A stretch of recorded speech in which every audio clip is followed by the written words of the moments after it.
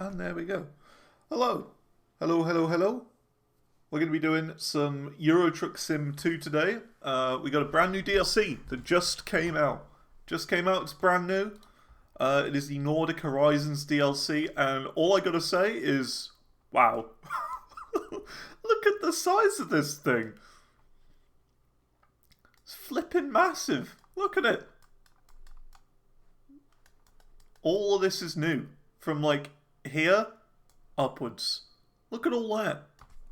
Huge. Absolutely massive. Wow. I haven't really been following the development of this at all. I've just known that it's been a thing. It's going to be here soon. And wow. Actually crazy. So big. I cannot believe it. So yeah, we're going to be chilling. We're going to be playing this today. And we're going to be going after all of the achieves. There are, of course, a couple of achievements that I haven't got unlocked. And that is because they are the Driving Academy ones. And they are such a nightmare. I hate these ones. So I'm kind of refusing to go after those at the moment. So what we're going to do is we're going to drag all of these Nordic Horizons ones to the top. And we're going to make it so these are the only ones on the screen. And we're going to go after them. So I think we're going to put them down here. That'll probably do. We'll pin them, because that's the thing you can do in Steam. And then if we tab back in, oh my god, look at that. We can see everything now. Isn't that cool? Actually, the right would probably be better. And let's try and squidge it down a little bit to take up less space. There you go. That'll be good. Yeah, that'd be better, I think. So, I don't know if we're going to get all of the achieves today, but we're going to just play and see what happens. We'll at least try. We'll at least try them. So we've got to view all the cutscenes. We've got to view the cities. And then we've got to do salmon and complete excellent deliveries in a specific order. So, yeah, I guess we're going to be going on a big exploration today. Let's see. I haven't played this game in a while either, so my controls might be all balked or something. I don't really know. But yeah. Oh my god, this is so big. How am I ever going to explore all of this? I guess we start by going to Uppsala then. We'll teleport to Uppsala and we'll go up and explore this, maybe. And then I guess go through here into there. I don't know. Although that is Sweden, it would be good to do them all in one go, or sort of like per country sort of thing. So do Norway first, then Sweden, then Finland, maybe? I don't know. I'm not sure. I think we do we'll do it this way. We'll do all of the Norwegian countries first, and we'll go from there. So we're gonna go to Hamar first. So we'll, I don't know, put like here and then here. Oh snap! Whoop whoop whoop whoop. Anna, thank you very much for the raid Reno. How you doing? Hope things are good.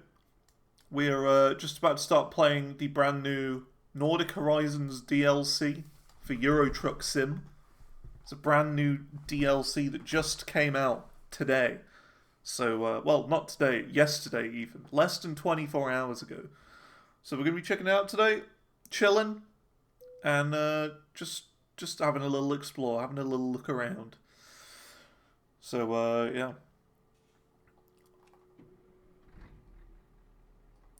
Let's see. How do the controls work exactly? None of my controls are working properly. That's good. That's always a good thing. Let's unpin this to start with. This always happens. My controls are always screwed up. The control scheme in this game is not the best.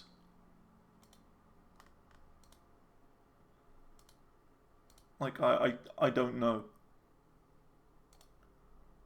Game input. So, I mean, it's like input type. I just want the controller. And all of my settings to be normal. Is that too much to ask? Keys and buttons. Here we go. You gotta set this up like every single time. Parking brake is that one. Yeah. I mean, maybe it is okay now. Maybe it is alright. I don't know. If I go forward, yeah. Here we go. We're alright. Never tried to use a controller in these games. Well, it's a pain. I'll put it that way. Using controllers in this is a pain. I have a trailer as well. I need to put that away. The pause button doesn't work, so I need to do that. And we need to put my trailer away. Trailer manager. Either muted or quiet. Okay.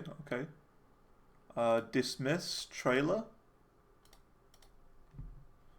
Then I need to go and make sure that my pause button is working for the controls.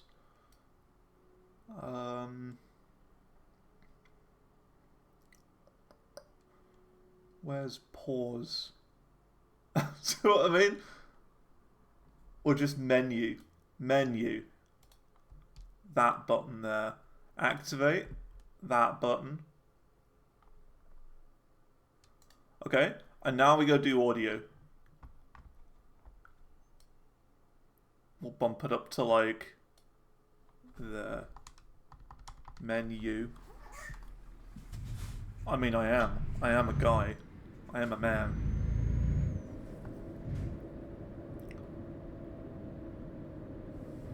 So you're not wrong.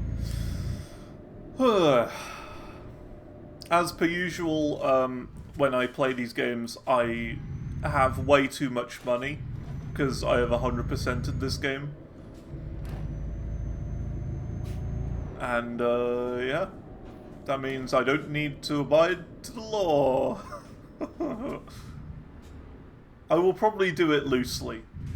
I will loosely abide to the law.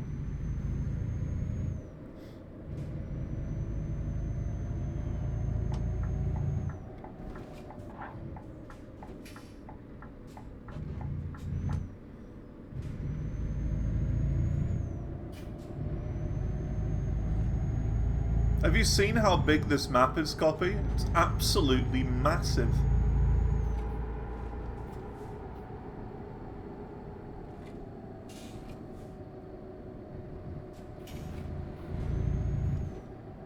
Always zoom around in these games, yeah.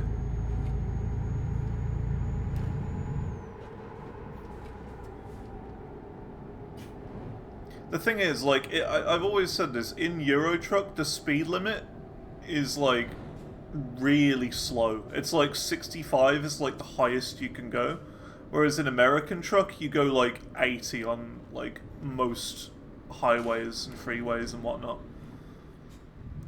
So this is the slower game, really.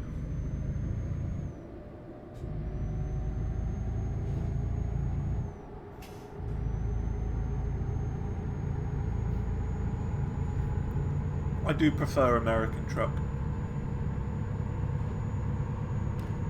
But the map is bigger in Euro Truck, so there you go. Oh yeah, we don't have the achievements on screen either.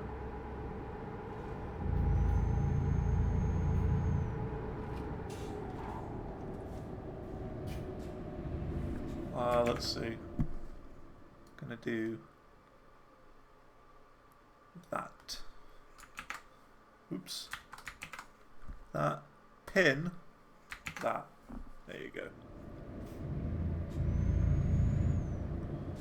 And now, of course, it says pin window to game in like the middle of the screen. Great. Okay, it's gone now. Bit weird. Travel only on the Autobahn. It's not difficult when you're trying to explore Greece. Because it's not in Greece.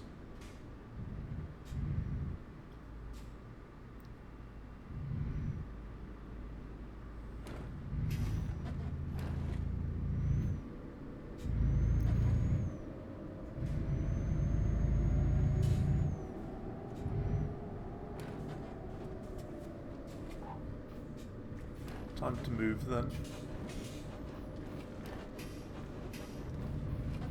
Or time for them to introduce the Autobahn into Greece. That would also work. Some complicated road layouts here.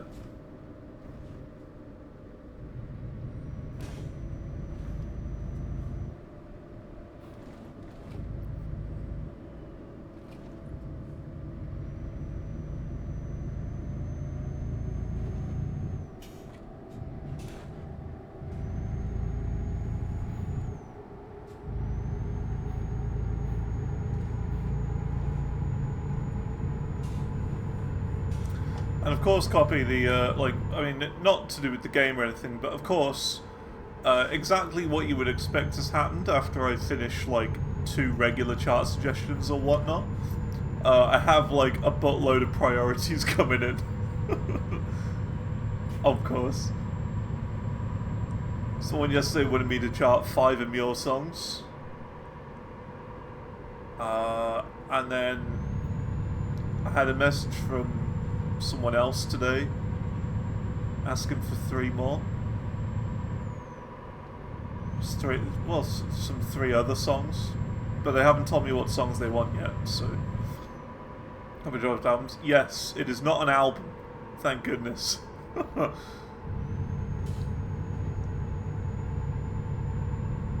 hey, I mean, yeah, I can't complain. That reminds me, yeah, I made a tweet yesterday, and I thought this actually makes a lot of sense. So because of the way that charts are going these days, I'm getting loads of priorities, and I'm barely getting a chance to do the regular chart suggestions.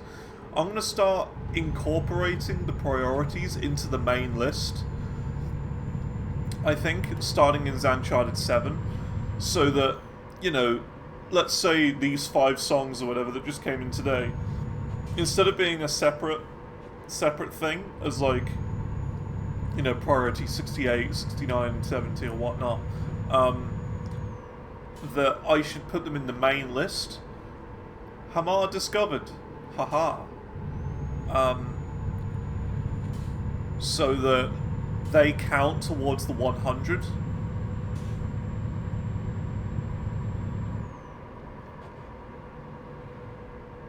The 100 songs, which I think would be a lot better. Because, realistically speaking, if I did that, Zancharted 6 would be just around the corner. So, I'd be at, 680 something, 690 if I did it that way instead. But I'm still at, 558 or whatever, and I've got, 20-something extra charts on top of that. So it's you know what I mean? It would work better doing it that way, I think. So I'll try that for Zancharted 7. How's it going, Manafee? Yeah, driving like a madman.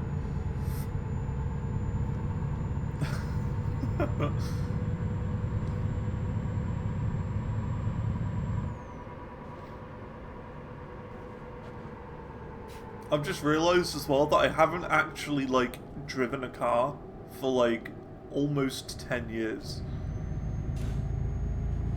I haven't needed to. I've never needed to go anywhere, you know? And whenever I do go somewhere, it's my parents take me, so...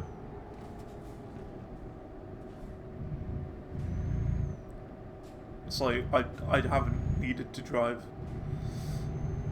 Driving on the wrong side of the road. I mean, yeah, for us it's the wrong side of the road, I guess, but for where we are in the world, it's not. We're in Norway.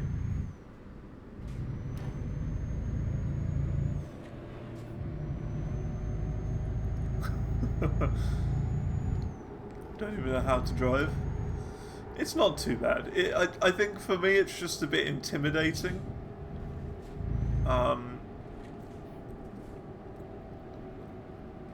Because, especially when it's busy, it's quite intimidating. But yeah, it's alright. Hill starts are probably one of the worst things you'll come across early on. Starting the car up on an incline. Like, you have to put more on the gas pedal. But it's like, it's hard because you haven't got like a reference point. You don't know how much you're going to need, and you will almost certainly stall it.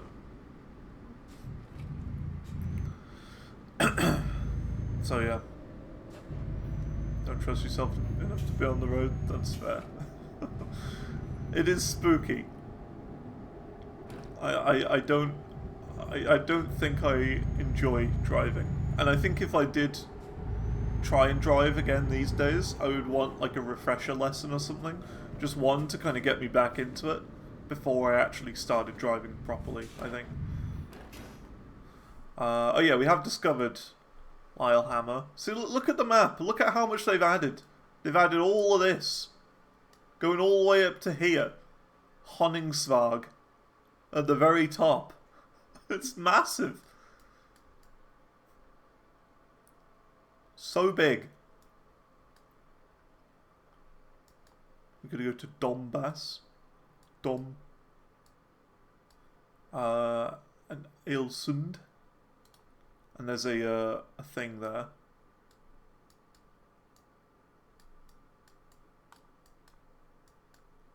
Because yeah, we're trying to get some of these achieves.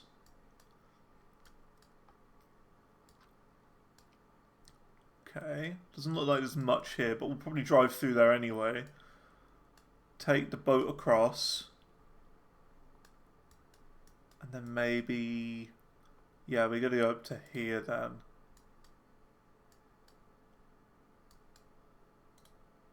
Yeah, there we go. That's the route we will take. I don't know why it wants me to go through here. It's a bit weird.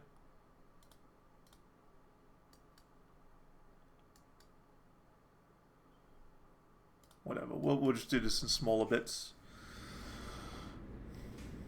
It's gonna be a big one. It's gonna be a big one.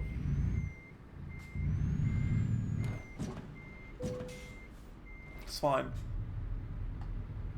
Just gotta do a UE.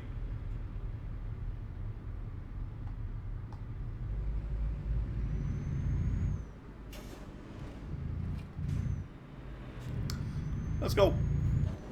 Wait, do we have to go back on myself? I do. Oh, great. Gonna do a 3-point turn, even though there's a roundabout just ahead.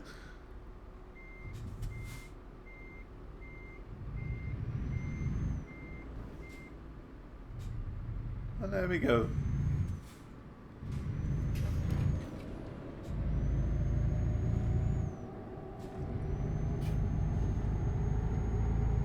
Yeah, to do a theory. Like, the theory isn't that bad.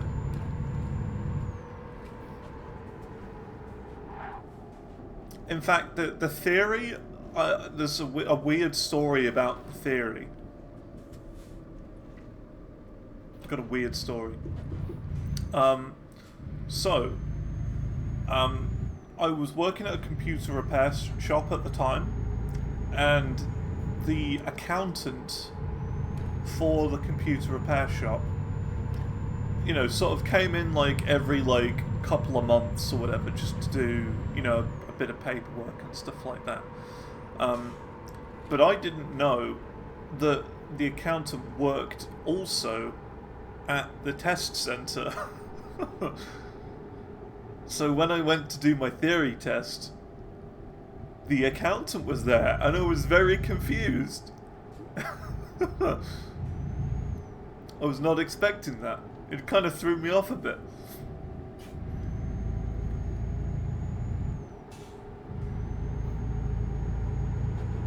Because I was like, hey, I know you. It was one of those. And also, I don't want to like be, you know, I don't want this to come across as like bragging or anything, but I think I got like, I did incredibly well, like super duper well at the theory test. Like I passed it with like a -3 or whatever. It was like a -3 out of 100. It was something like that. I don't really remember at the moment, but it was something like that because it was like 10 years ago. But I remember I did really well at it.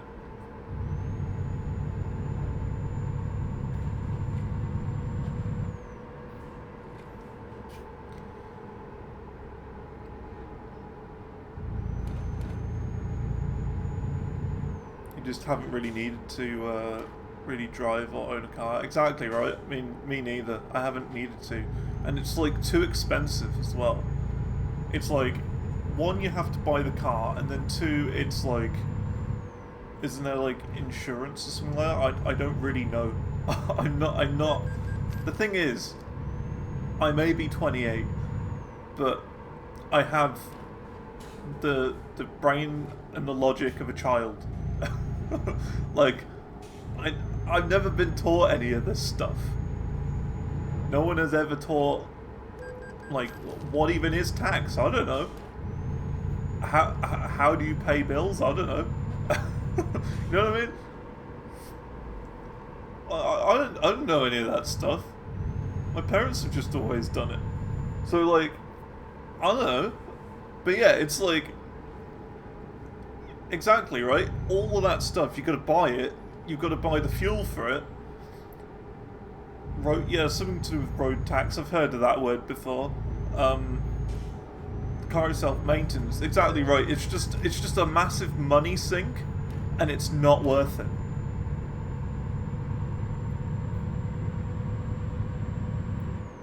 What's the point?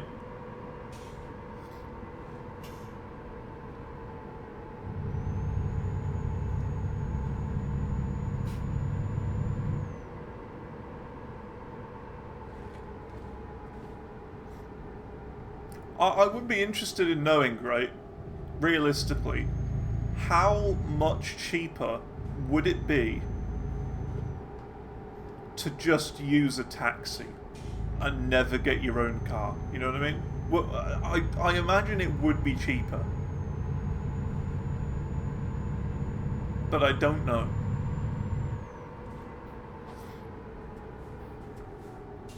Taxis are really expensive. Well, what about, like, an Uber or something like that?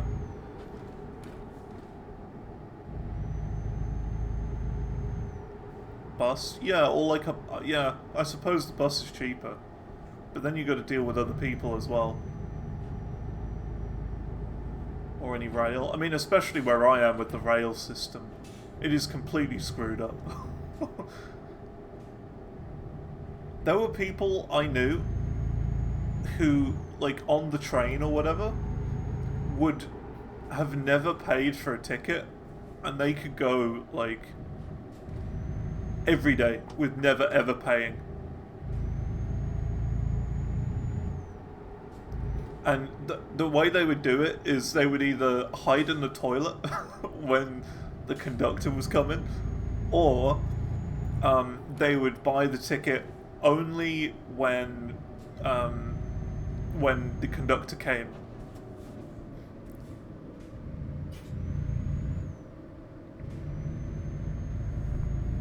There was one time though where like an official higher up guy was like there. He wasn't there to sell tickets, he was there to give tickets. You know what I mean? He was a real horrible guy. He was like giving people fines and stuff. And I was there with my little train pass and I was like, here it is. No problem here. Because I had like one of those like one of these like special train passes or whatever. Unlimited uses for, you know, an amount of time. I think it was like 6 months, something like that. 3 months, 6 months. I don't know. But yeah, over here there aren't even like barriers where I am. You can literally just walk onto the platform.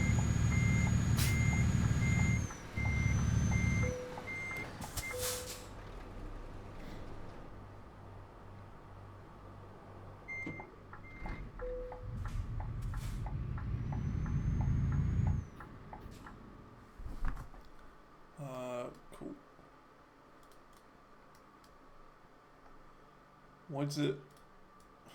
Okay, it's a bit weird. I've got to turn left now.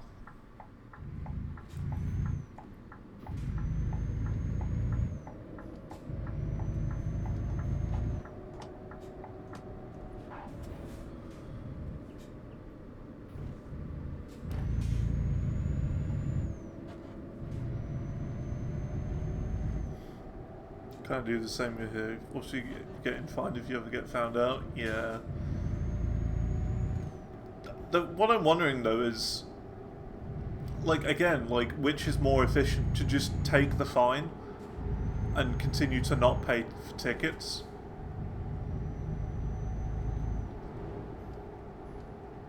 or to actually pay for the ticket? Over here, it would probably be more efficient just to take the fine and not pay tickets. But I still think they should have barriers or whatever. It's kind of dumb.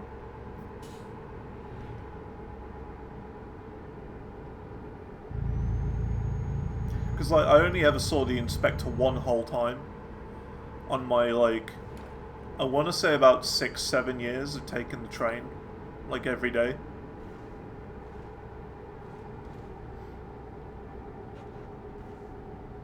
And I would probably say around 70% of the time, 60 to 70% of the time, I wouldn't even get asked to show my ticket. And then the other 30%, it would just be the same inspector each time. It was to the point where I knew who they were, the inspectors. I would recognize them. I'd be like, oh, that's Turban Guy. I remember him.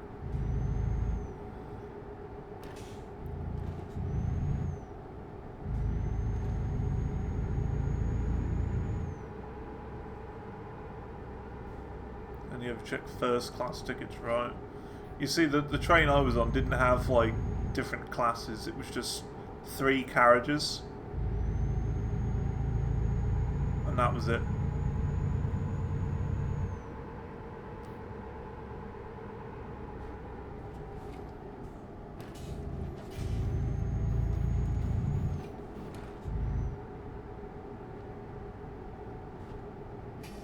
Looks like we're getting to quite a mountainous area.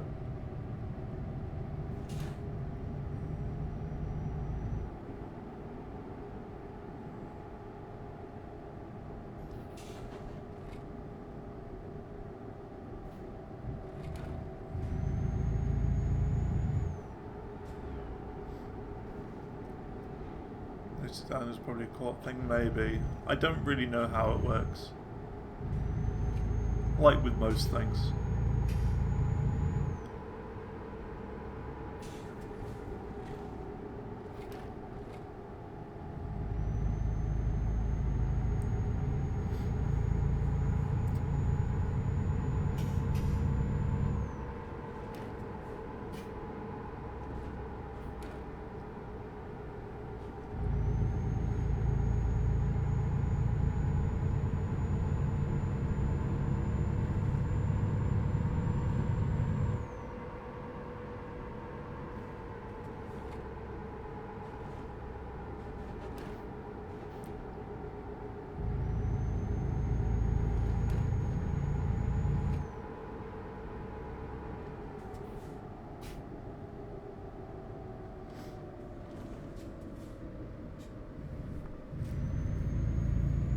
And I mentioned before how whenever I used to get on the train, I always used to sit in the same spot.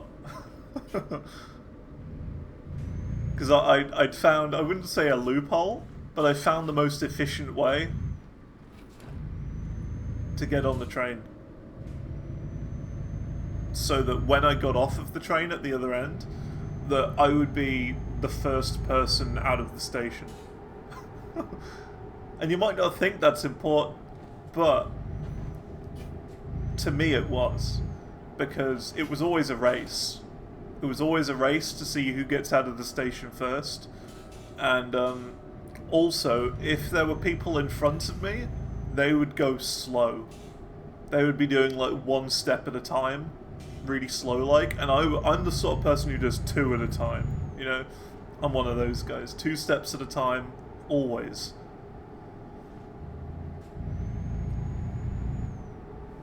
So, yeah, I worked out the optimal spot to sit on the train so that when I got off at the other end, I would I would be right in front of the stairs, so that I could then go up them straight away without having anyone in front of me blocking me. I had the strategies down.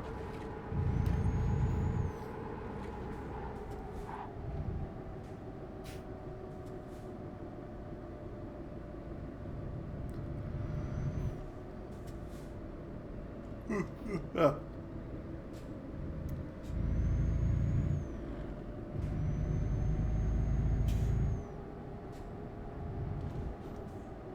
Very optimal.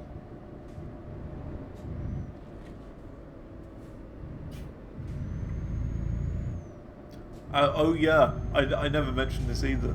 Part of my strategy is that when I got to the station before mine, I would as soon as the train started moving off, I pressed play on a particular song, and I learned the exact word in the lyrics to where I'd have to stand up, because by the time I'd stood up and got to the door, the little sort of bing bong, we are now approaching blah blah blah blah blah, blah would appear, and the train would start slowing down.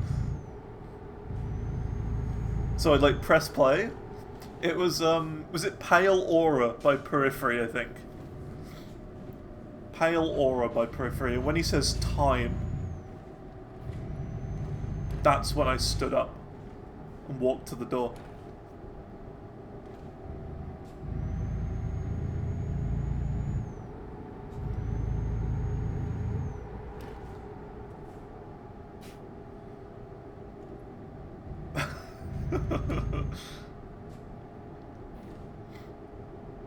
Exactly. Yeah. You see, I had it down to a science. It might sound sad, but you gotta remember, there's nothing to do on the train apart from just sit there and make sure you don't go past your stop. So I had a lot of thinking time. And I got very bored, as it, if it wasn't obvious. Most of the time I would play my 3DS. And I'd be on Tetris, the original Game Boy Tetris, but on the 3DS, because it was emulated on there or whatever. I'd play that. I'd also play VVV, that gravity platformer game, and yeah, I would complete that once.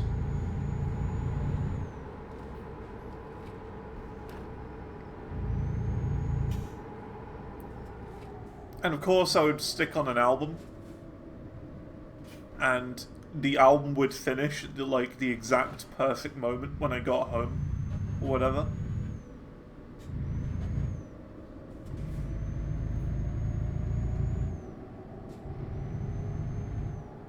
Because usually it was a 20-minute wait for the train, including actually walking to the station. And then it was 35-minute train ride itself. So it equaled to about an hour, which is roughly the length of one album. So I could usually get through just one album, and I'd listen to that one album every day until I got bored of it.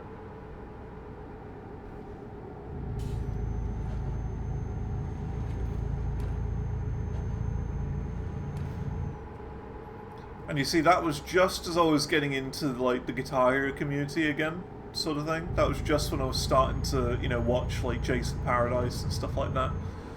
Actually play Guitar Hero 3 and play Clone Hero for the very first time, sort of thing. It was around that area. So I was listening to Thank You Scientist and stuff like that, who I discovered through that game. Bit of Protest the Hero, Volition. That's also the time I discovered Dance Gavin Dance as well. Went through Mothership. which I must have listened to like 50 times, if not more. Sometimes it was twice in a day, going there and coming back. Would be one listen each. But then sometimes I'd like see friends of mine who I knew from school. So of course I wouldn't be listening to music then. I'd be just talking.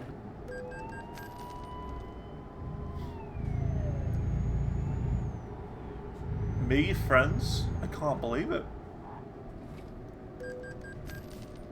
Wild.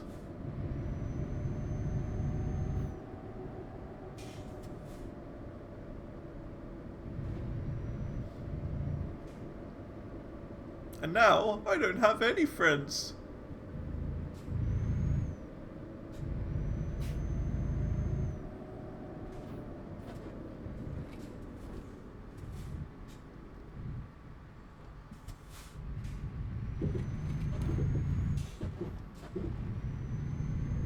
Who needs friends when you have a truck? True.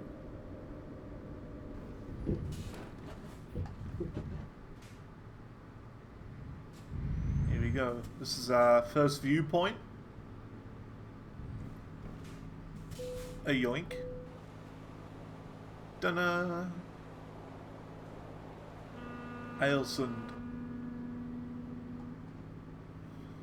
Cool. So, where are we going to go to next? So been there. Now we're going to go to here, Trondheim, and we're going to go through Kristiansund on the way there to discover the next city. See, look, it says at least 20 cities, so you don't have to explore all of them. You just have to explore 20 of them. So that's cool. We'll kind of do this outer edge first. We'll go all the way like up here to Narvik, and then like over there. Sort of thing up to there. Then we'll probably like teleport back down there and go over here, something all the way up there. We'll just try and get as northern as possible. The Arctic Circle, right there. I think will be the plan. Yeah, I think like, for example, this year, I think, and I'm not 100% certain, but I think I've talked to, like physically talked to, face to face, less than 10 unique people. Maybe even less than 5, but I'm not 100% certain.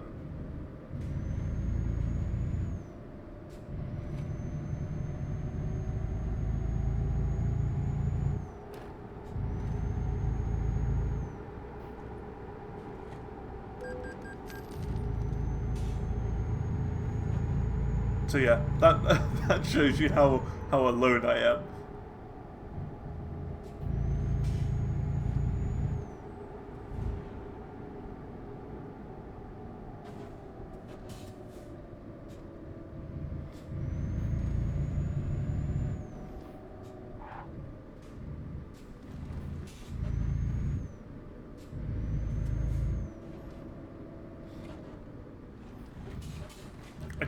I don't know, like, anyone.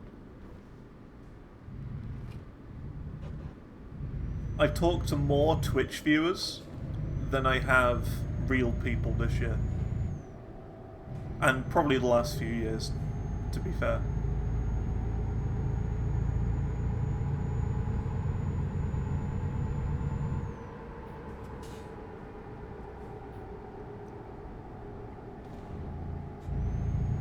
I don't like... I'm not good with people. I've always been this way.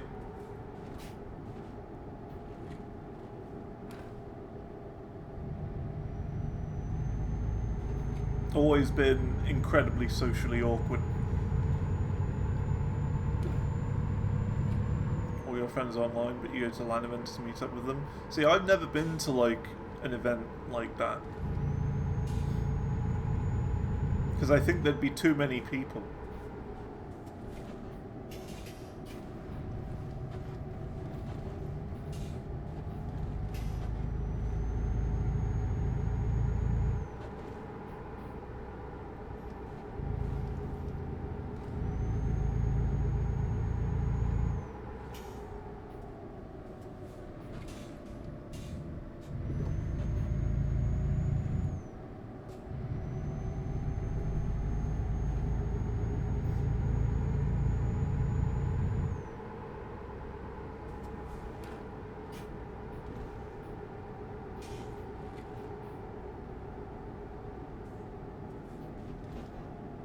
Somniland twice, which in Birmingham. I'm sorry you had to go to Birmingham.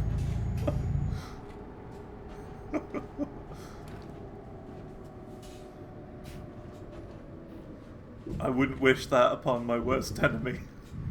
Having to go there. Fate worse than death. It's like when you go to Caelid for the first time in Elden Ring and you're like, whoa, what on earth is this place? That's what it's like.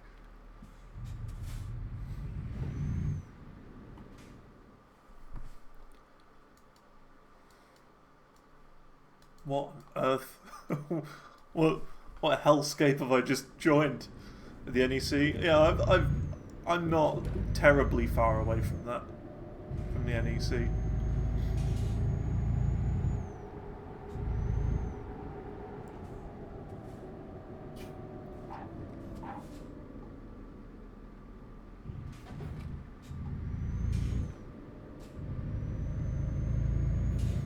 Like my granddad used to live around there, the NEC area, which I mean I can say it's not doxing. You know he's not here anymore, so.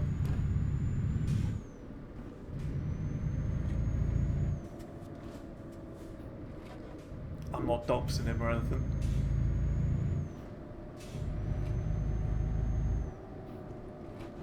But yeah, he used to live around that area. By the car factory. Jaguar Land Rover, that's it. Around there. Which isn't that far away from the NEC.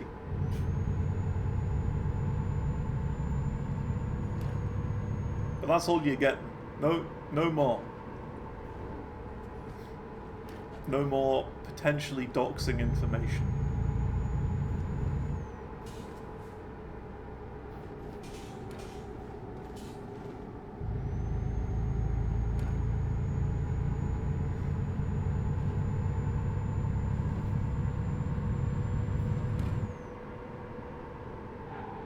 Ah, losing control.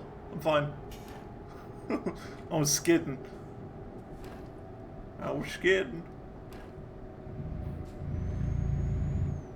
This is a cool area. I like this.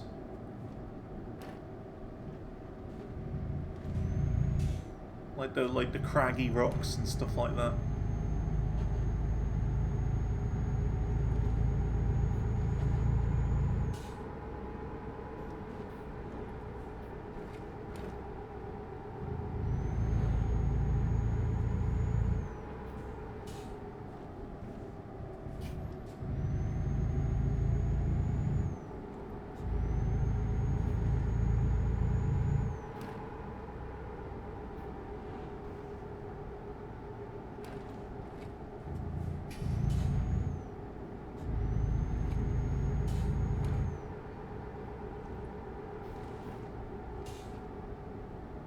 Ooh, that reminds me, seeing a NEC. I always call it the neck. Because it says neck. Just without the K. Neck.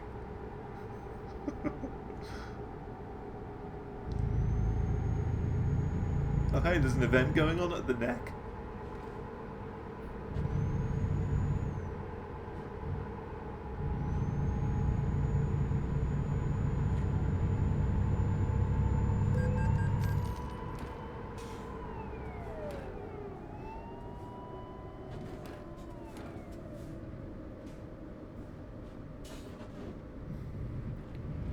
I guess you could say that's my neck of the woods.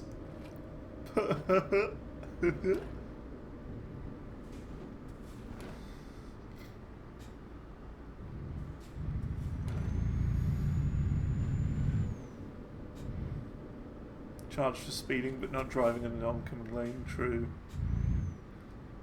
It's not like it matters. We got 302 milli in the bank. A tiny little law broken like that's not going to do any harm.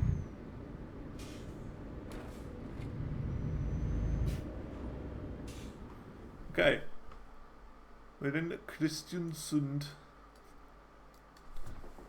Now we're going to go across the waterways up to Trondheim. Because it's 6 pm, we'll probably do a little sleep here.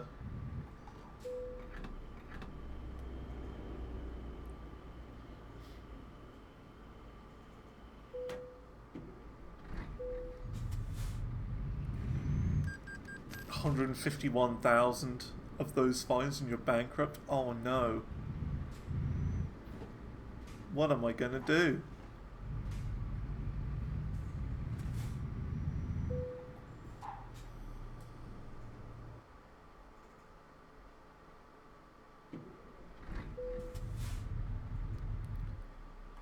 I also need to keep an eye out for these achievements down here above the Arctic Circle. So that's obviously going to be up here. Yeah, Ivalo, Kiruna, and Solveig. I don't know where they are. I don't see them. Oh, there's Tromsø. Solveig. Ivalo. So Ivalo, Tromsø, Solveig. And then 2 cargoes of salmon from Tromsø to Alta.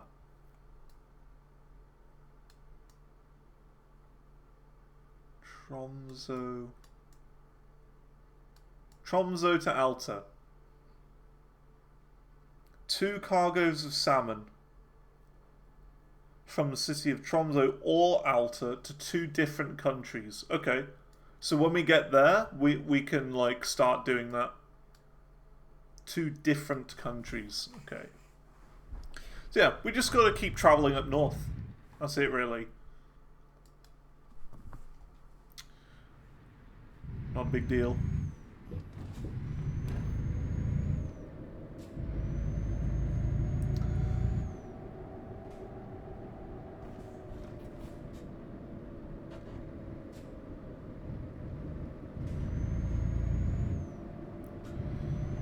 You see, you gotta look at the bottom right. I just got 67 grand from Martina, and Martina's leveled up. That means she's going to be getting in more money. Another 1,000 from William H. And oh, what's that? Minus 8,000 from Iverstan or Istvan. Minus 8,000. What a joke. What a meme. 26,000 from Simona. 9,000 from Eric S. So, I mean, like, traffic laws don't mean a thing now. 49k from Ellis. Doesn't matter. It really doesn't matter.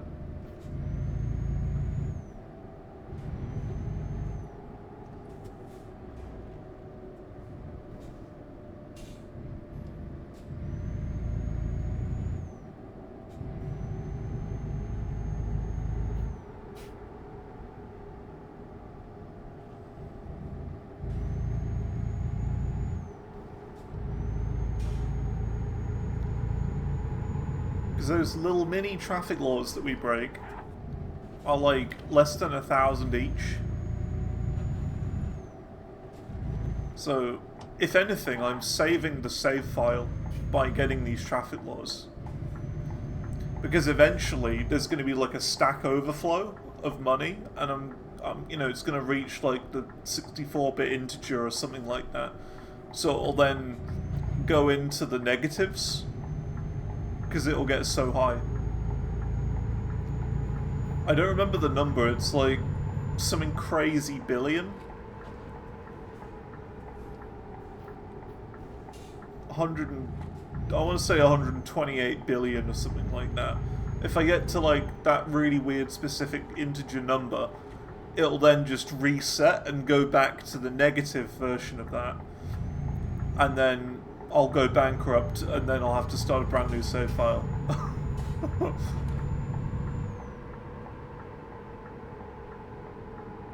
Because I won't be able to buy anything. I won't be able to buy fuel or anything.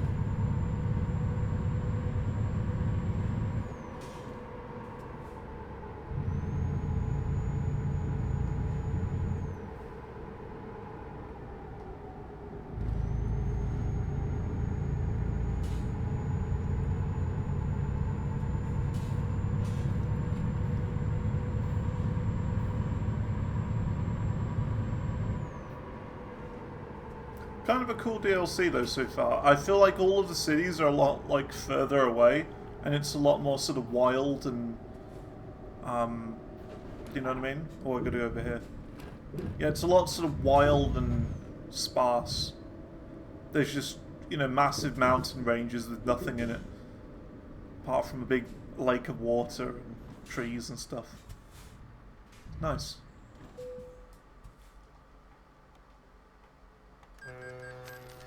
Yeah.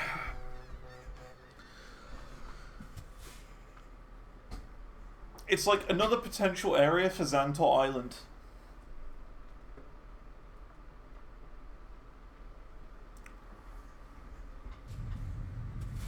Another Xantor Island potential.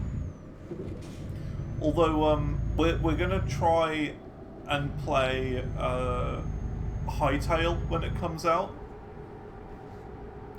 and try and make Xantor Island on there. Apparently pre-orders for Hightail are coming before Christmas, so I'm considering it.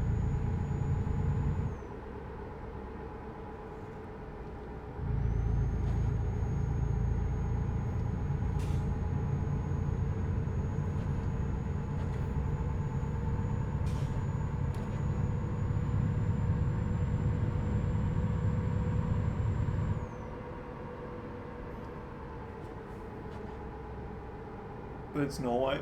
True. I don't have a problem with Norway. I just think it's probably going to be a bit cold. That's all.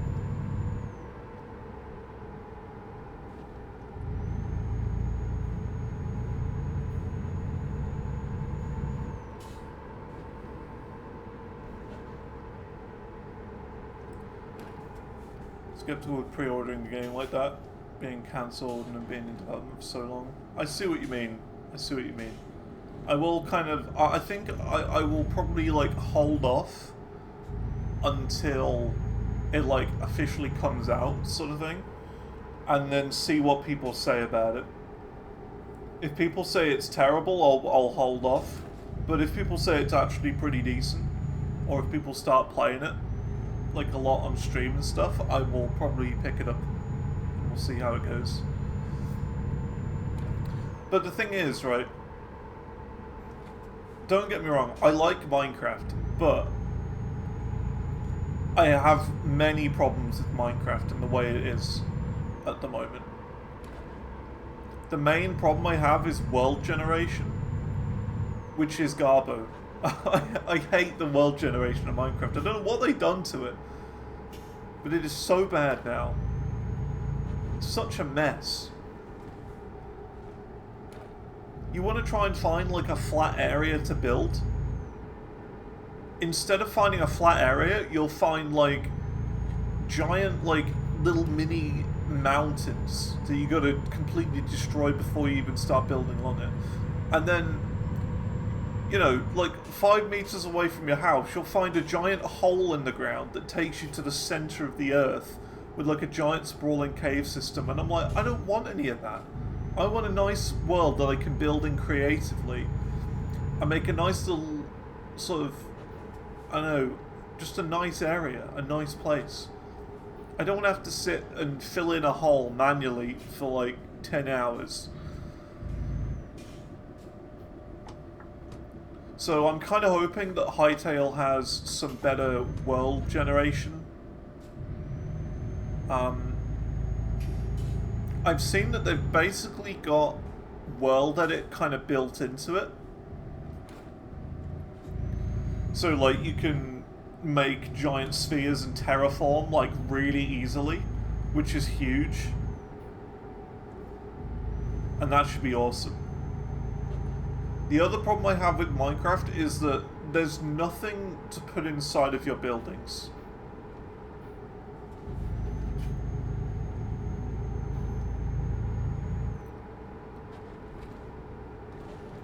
Like, there's barely any decoration blocks. You have to, like, place, like, I don't know, two iron blocks with a metal door on it to make a fridge. You know what I mean? Why don't they just have a fridge in Minecraft? Make a fridge. Why can't you make a little shelf to put things on? What about chairs? You've got to put a stair block with 2 signs on either side to make a to make a chair. A table? You can't make tables. You got to put a fence with a pressure plate on top. You know what I mean? It's like, it's so annoying. Anything you want to build, you cannot build in Minecraft. To put things inside. And it's just a bit annoying.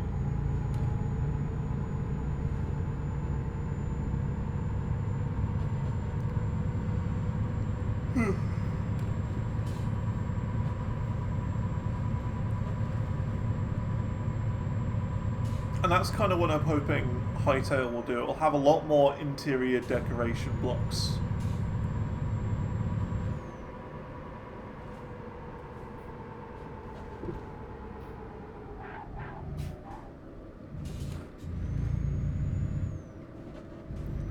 Because that's what Minecraft's missing. And in a weird way, Satisfactory does the complete opposite. It's got too many things to put inside of one building. So you have to make loads of buildings. But you can do, I would say, less detail on your buildings. So it's weird. It's like a mix of the two would be great. We discovered Trondheim. Nice.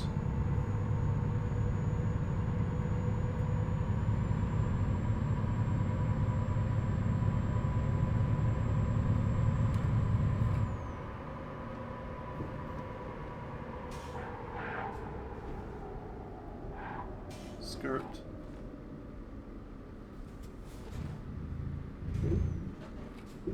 Very sharp bend here.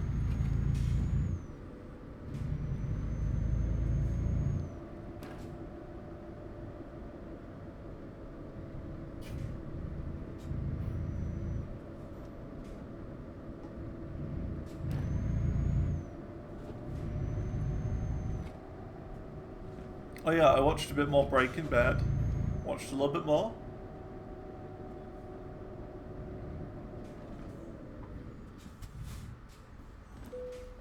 The episodes that I've seen now are the ones where he's been paying for his treatment. and he's been like hiding the money in the vents or whatever, in the ventilation in his own home, sort of thing that he got, you know, from selling drug. He's like told his family, sort of thing, that you know, he's ill. That's where I'm at. Okay, that's Trondheim. Cool. I mean, I guess we keep going up. Is that new? That must be a new place. I reckon they've added this. Oh yeah, look at that. They've added all of this area since. So they've refreshed the DLC, I guess. Yeah, look, there's all sorts of new road here. Yeah, they've done a lot.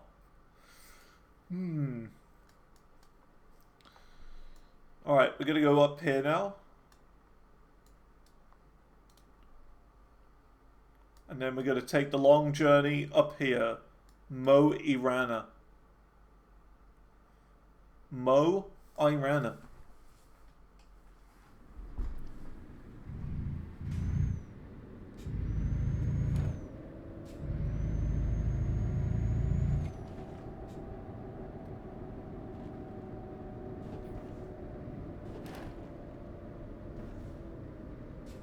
You know, I think the longest journey now in the game isn't going to be, like, from, like, here, like, Faro, all the way over to, like, Rhodes or Istanbul or somewhere like that, or down there. It's not going to be that anymore. It's going to be, like, up here, Honningsvag, to, like, down here. From, like, Gibraltar or something like that, isn't it? It's got to be. That has to be the longest possible journey in the game. I can't even imagine how long that would be.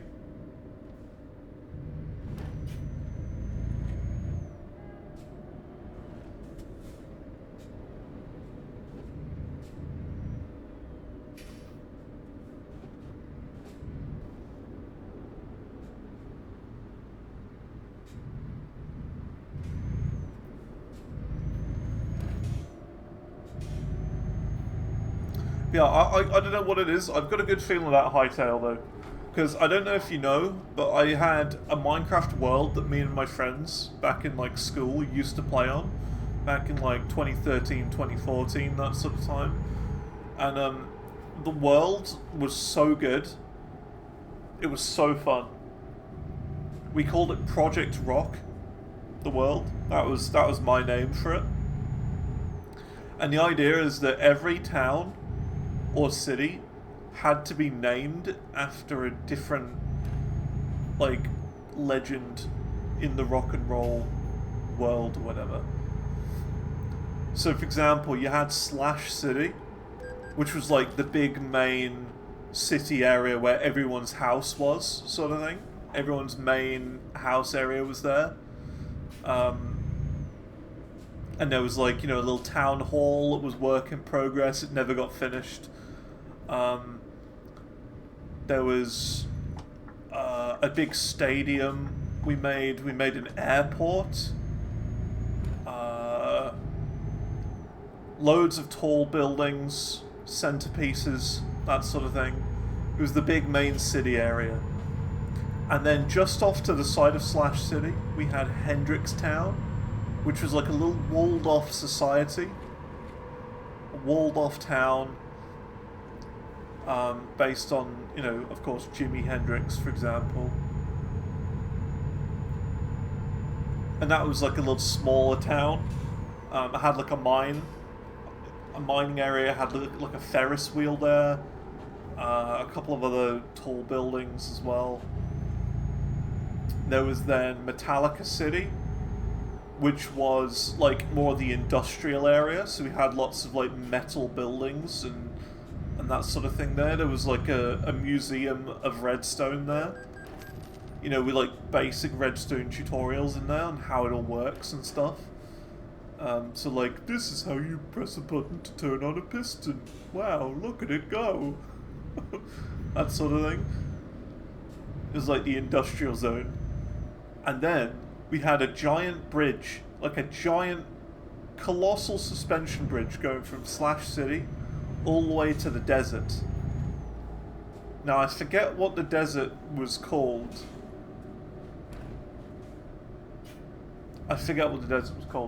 But there was like a little town at Slash City in the desert. And also a project that I made was Led Zeppelin City. So Led Zeppelin City was a city in the clouds. So what I did is I built at cloud level a layer of white wool and built houses on top of it, but they also went underneath the clouds and went sort of underneath, kind of like a basement, but even that was high up because it was like, you know, in the clouds. And like buildings like drooping down below the cloud layer. And of course, to get to Led Zeppelin City, you had to go up the stairway to heaven. Right? We had airships there and stuff.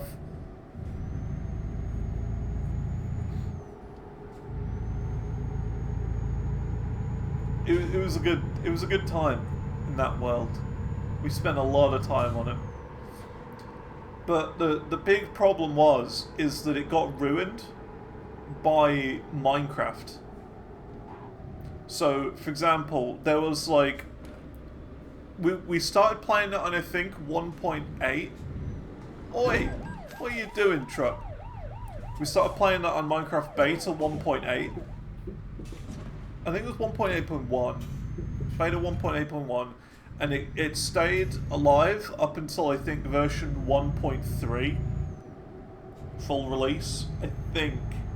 I can't remember. It might have been version 1 we started on, and then 1.3. Basically, it got ruined whenever they added the jungle biome to the game. Because the ocean that we had, the bridge, it was like an ocean biome. That turned to a winter biome. So the ocean completely froze over. And not only that, but the desert completely froze over. It was snowing in the desert. Not only that, but all of the grass colours were completely different all over the world because they'd changed biome. Like the plains biome was now like a frosty biome, so the colour of grass changed. Oh no, it was a swamp. That's right. It changed to a swamp, so it was like that horrible dark grey-green colour. And then there were like giant chunk errors all over the place. So like you'd get a sheer cliff of just 50 blocks going up of just pure stone and ore and occasionally water dripping out the side of it. And that was like for the entire world. It was just a border of chunk errors around. And it ruined it. It actually ruined the world.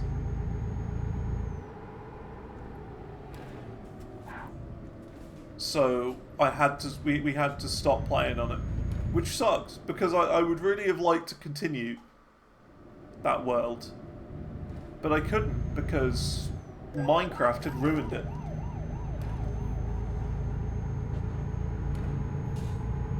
That sucks. It does suck. It really does. Minecraft ruined our world. So I kind of want to recreate something like that. Have something new, but like that. Recreate the nostalgic good times I had in the Minecrafts. In my big creative world that me and my friends had.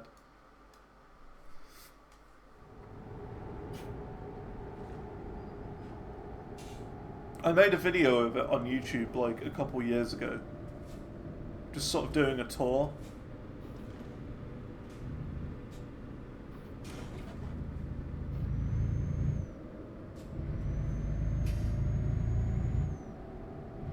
And like you can see how broken it is on there.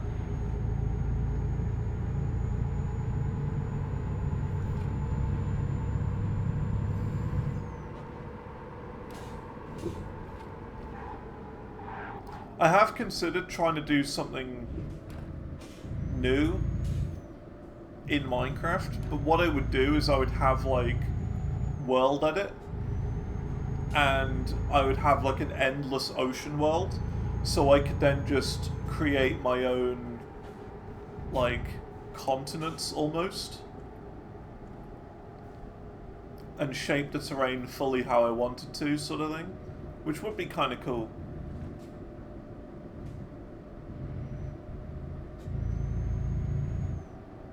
And it would never get like ruined then, because it would be set as like an endless ocean world.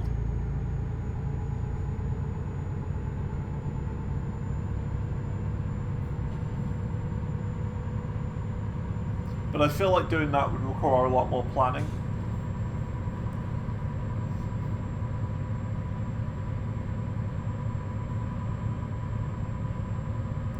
Because usually in Minecraft I just build to the terrain. So if there's like a cool piece of terrain, you're like, I'm going to stick a building on that. And if there's like a natural river, you're like, I'm going to build a bridge across that. So I feel like it could kind of... I wouldn't say get ruined by that, but kind of not have the same effect if I were to create it all manually. What? That's a close one.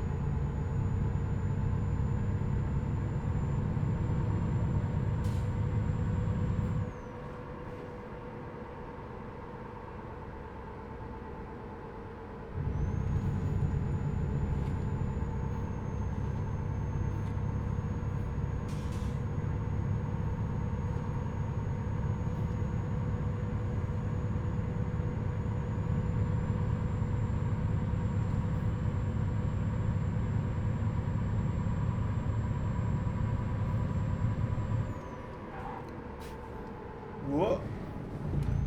Alright. Don't mind that, please, car.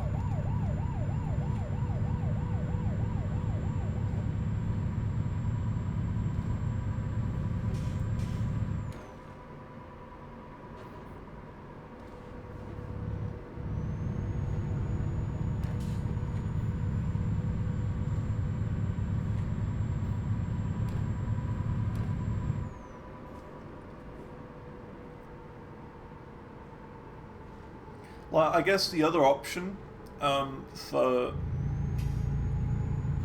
like bringing back Minecraft would be to somehow, and I don't know how I would do this, but somehow try and fix the broken world.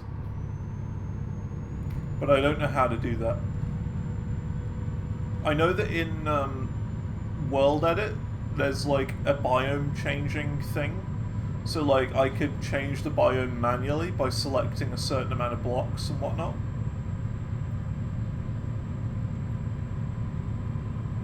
So I think it is fixable, but I'm not sure so much about the world, like chunks and stuff like that, and like the outer edge of the world, because it would then have to transition somehow into from old into new, and I don't know how that would go.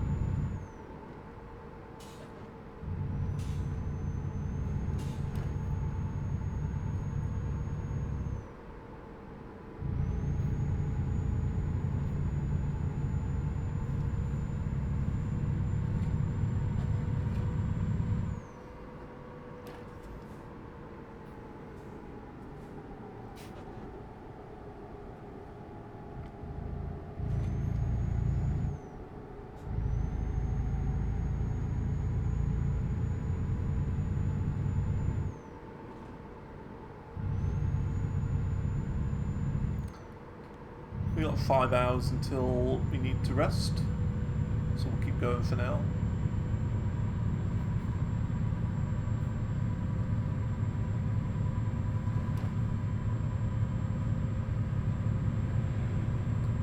Yeah, this map is massive. Norge.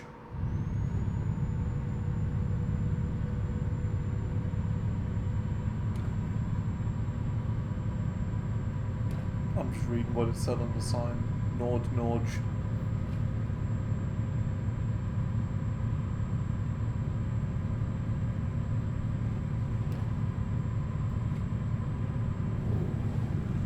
fine.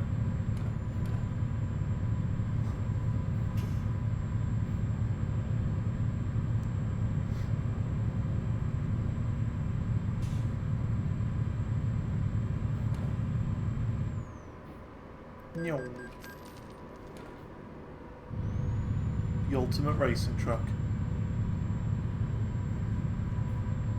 Whoosh.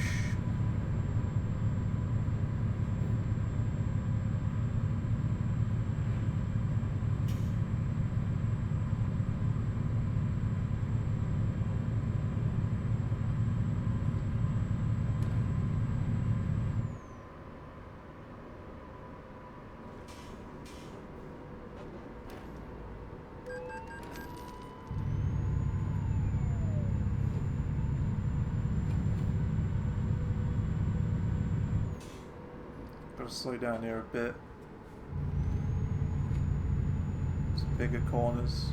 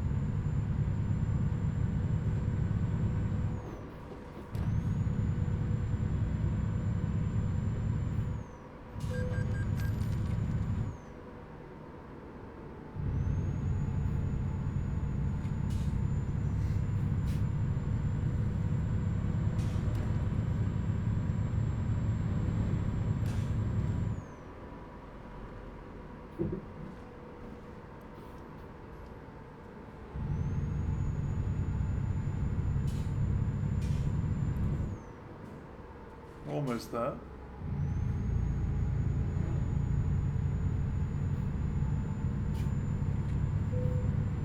You leveled up. Wow. Level 65 legend. I'm a legend.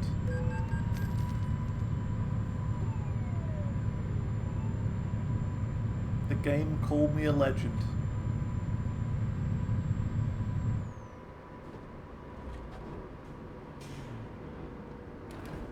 Guitar Hero never called me a legend.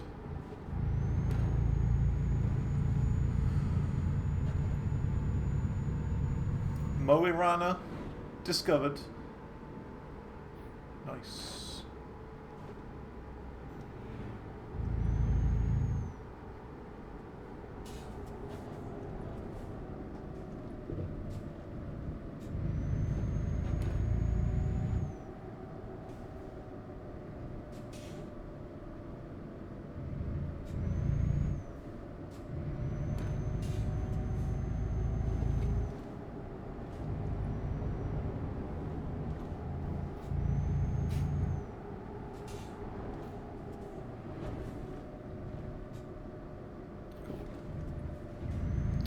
Right, where are we going to go to next? We've got to head up to Bodo. Up there. Bodo. We're going to do a little sleep first, though, before we go to Bodo.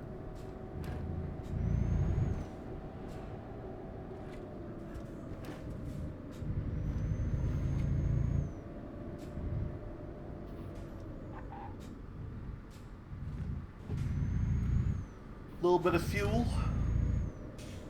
Fuel, fire. That is what I desire.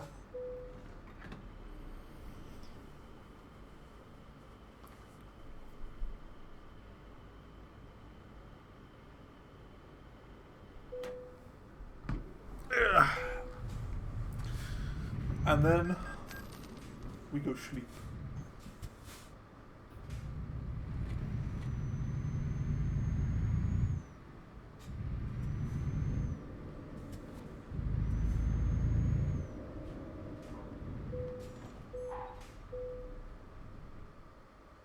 We'll sleep again because it's going to start to get dark. There you go. Now it's going to start to get even brighter. Because it's no fun, like, driving around in the dark. That's the one problem I have with this. I wish nighttime was shorter. Because it's not fun to drive in the dark. You can't see anything.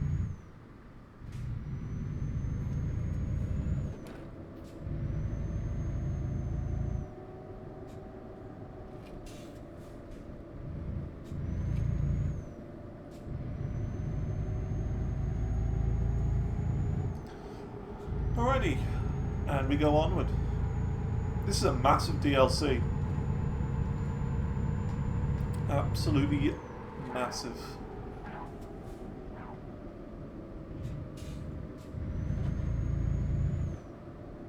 Like, usually for the smaller ones, like the American State DLCs, for example, I can usually complete all the achievements in like 2, maybe 3 hours. But like, in about 1 hour, I've discovered just this. And look how much is left. There's all of this. Yeah, that's a lot.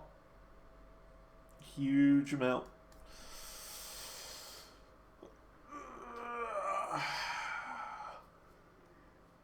Yeah.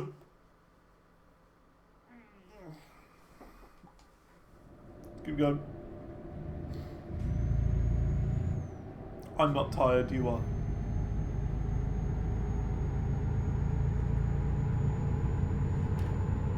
Also, I have done 2 charts today, so...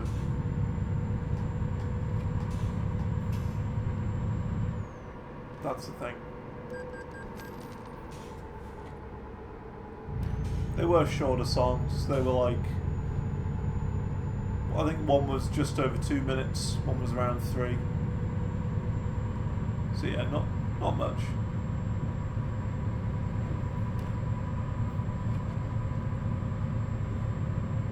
Some shorter ones.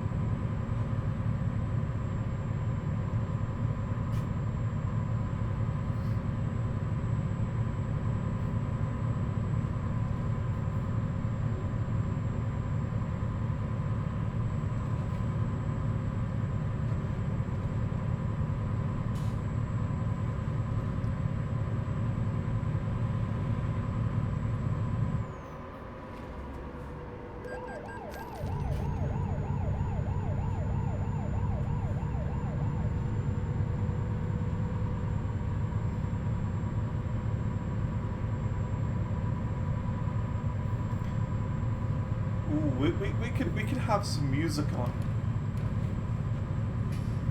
What? I maybe hit a sign. Ooh. Well, that was the first thing I've hit today. So that's pretty good, I would say.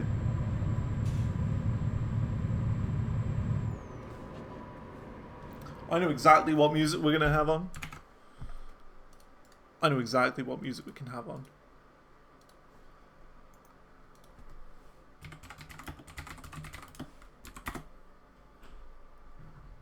Here we go.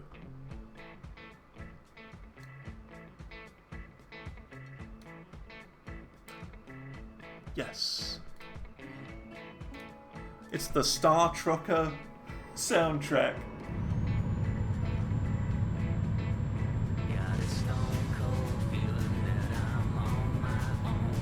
like it's too loud. Looks a bit loud.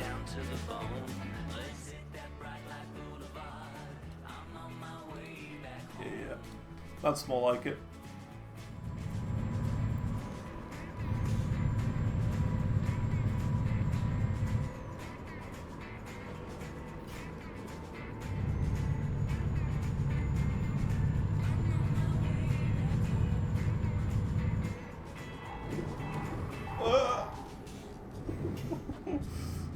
Close.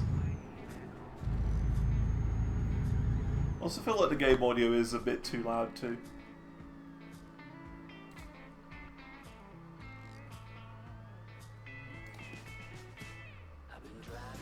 Just a little bit.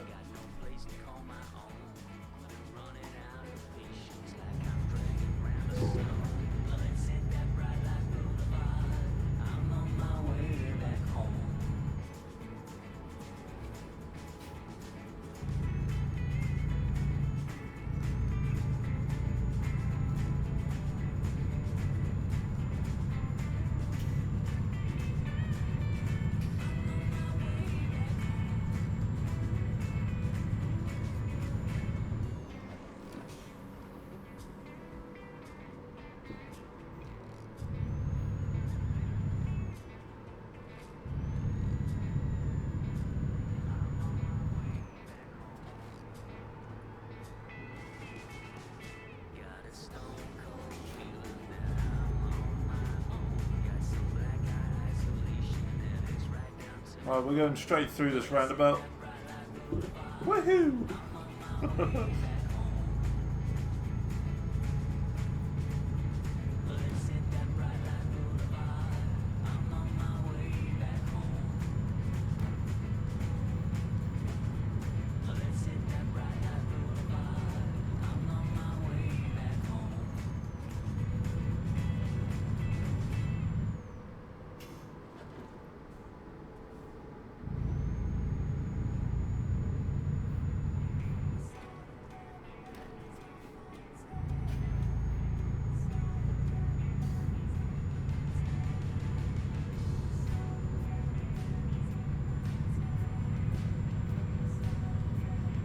And it's okay that we listen to this soundtrack because this is a part of Star Trucker.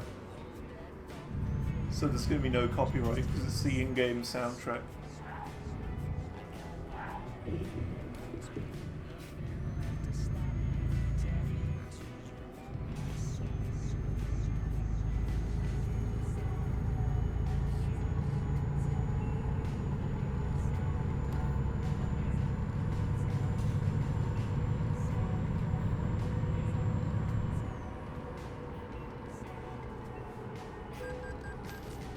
Bordeaux discovered.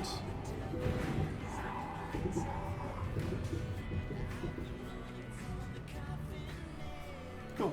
Let's see. Yeah, I'm just gonna go there.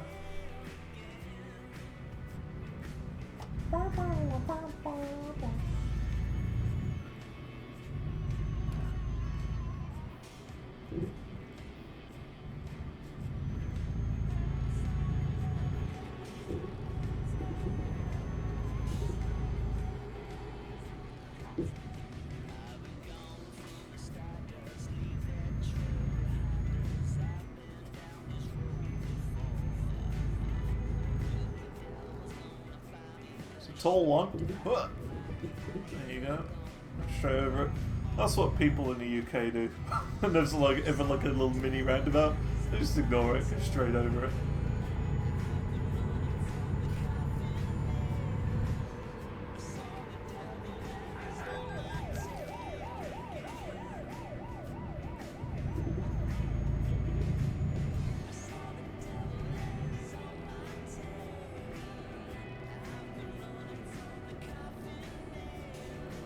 I feel like we've reached like a proper big place now, like a proper big city.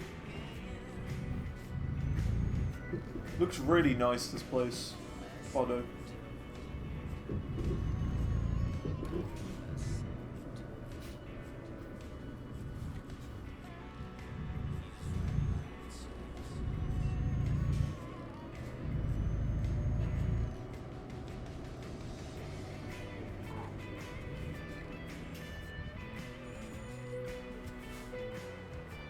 That's another viewpoint. Bodo. Nice. So we've gone all the way from down here, from like Oslo or whatever, all the way up here. And I still feel like we've got so much more to do.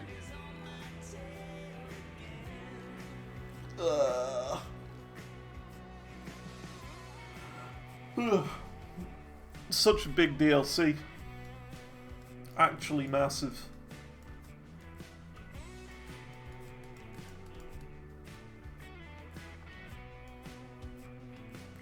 Right, where are we going to go to next? Here? Solvaya? Yeah, we can take the boat ride up to Solvaya. Then we'll like go all the way up here. To Andenese. Andenese nuts. And then we'll probably go back down here to Narvik.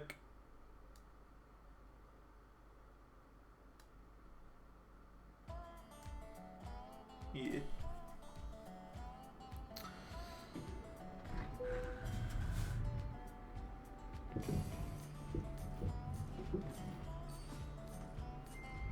Cool place though, really good looking DLC.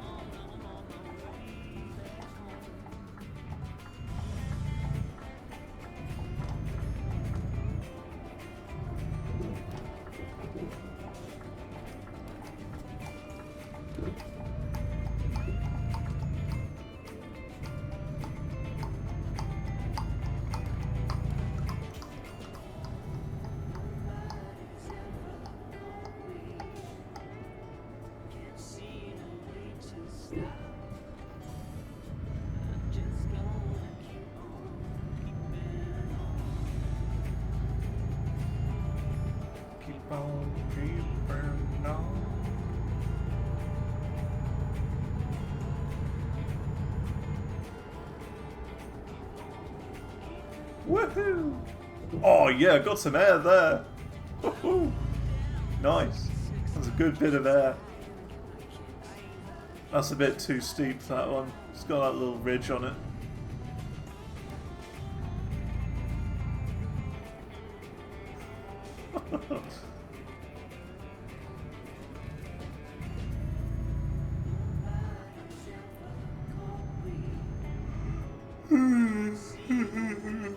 Yeah.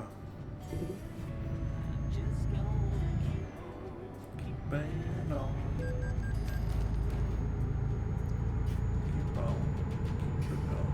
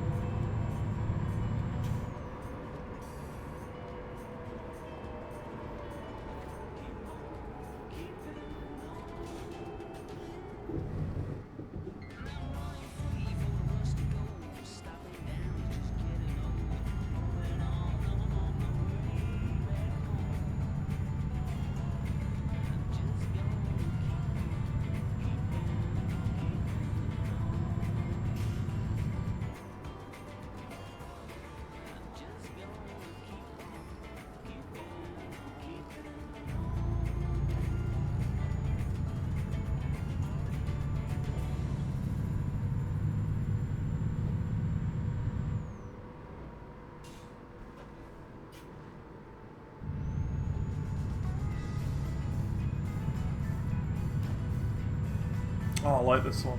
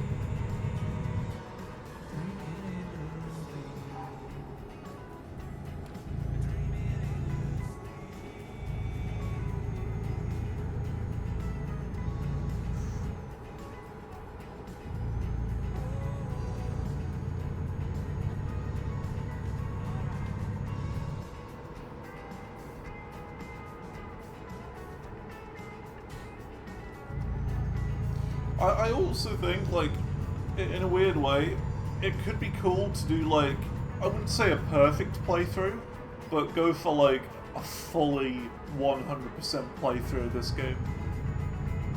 Of the truck sims. So, like, start a new save file, and because the thing is, there's like a profile down here somewhere that I can't see because this is in the way. Let me show you what I mean. Or is it up here? No, not that. There's a way of seeing your like proper stats. And I don't know where it is. Here you go, career. Career progress. To go for 100% of this. See, because on deliveries, companies served, 138 out of 229. Depots served. So that basically means delivered to. Companies served and depots served. So that means we've got to deliver to all 1,700 places. And that would of course involve getting, you know, 100% of the map, all cities discovered, all roads explored, all the map. It would be kind of cool to do all that, but it would take so long. And like delivery ratings have all of those as excellent and stuff like that.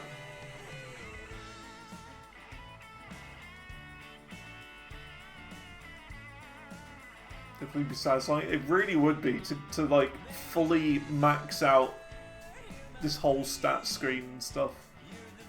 So we've got the delivery log as well. It'd be great to see all of this as excellent and just have a perfect run. But it would take so much time and effort. I don't know if it'd be worth it. It's something I've thought of trying though, just kind of more in my own time. Like when, you know, when I just need to sit back and rest for the day, watch, you know, just like watch something on my second screen or whatever, like a TV show, and just sit back and chill. It could just be like a side project like that, you know, put a show on, yeah. It's definitely that sort of game where you don't have to pay full 100% attention to. Like, if you get stuck behind a vehicle like this, you don't have to focus that much on it.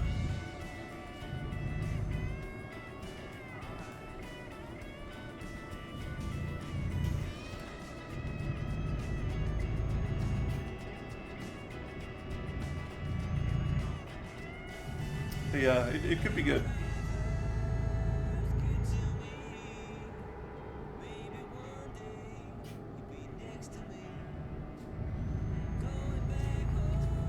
It would just take so long though. It would take forever.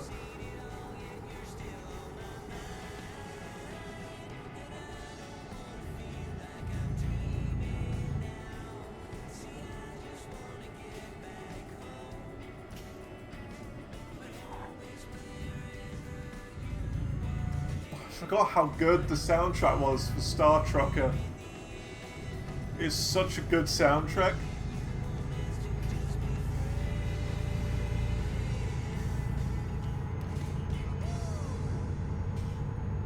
So good.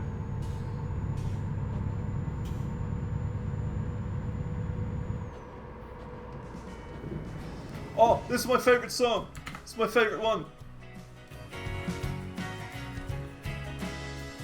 I've got to crank this one up. Alright. It's the best one. Absolutely have to crank it up.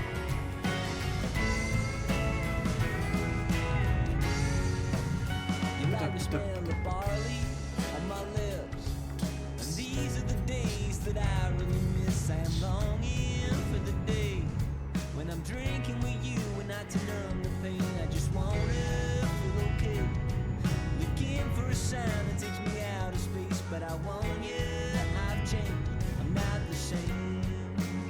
I like it when you call me in the night, 'cause you're thinking of me actually such a banger.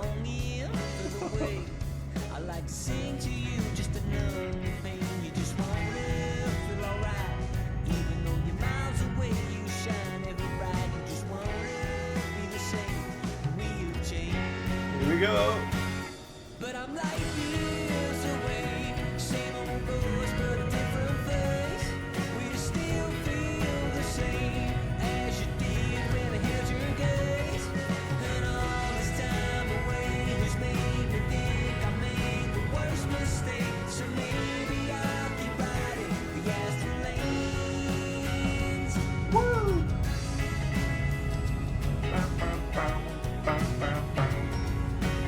How's it going, Sue? Maybe we're just faulty, on a break. Maybe the tides have changed in our hearts, so we'll wake feeling cloudy, but don't feel the rain pouring over us. Like Soup is the first person here today. Can you believe that? Be alright. For all the darkness we faced is feeling kind of bright, and together we'll make our hearts sing again. But I'm like years away. Same old Yeah, Soup, we're checking out the new DLC, new Truck Sim DLC. It's massive.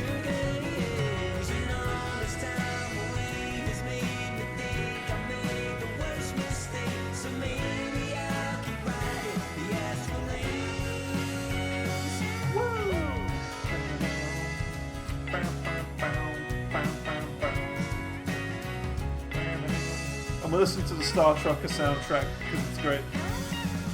Solveig. Smolveig.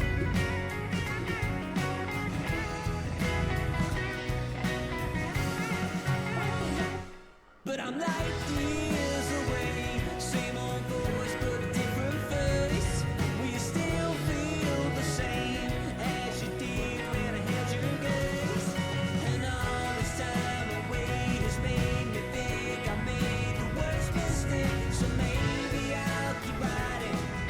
Yes, I'm gonna keep on riding. I'm gonna keep on riding the astral lanes. Woo! Keep on riding. As long as you can. Wrong kid. I thought you said marzipan. For the longest amount of time. He just really likes the topping of cakes. Marzipan. No, it's not marzipan. It's as long as you can. As long as you can. What a banger. Hold on tight, 'cause we're flying tonight. Move at the speed of light, 'cause we're flying tonight. Alright, I'm going to turn it down again. I'm going to turn it lower again. I just had to have that one song louder, because it was the best.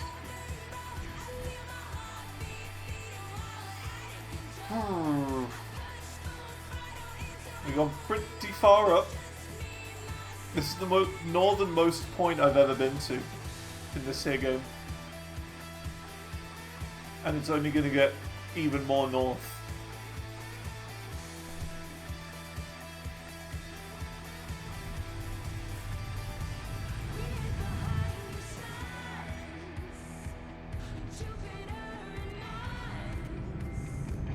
Boy, watch it.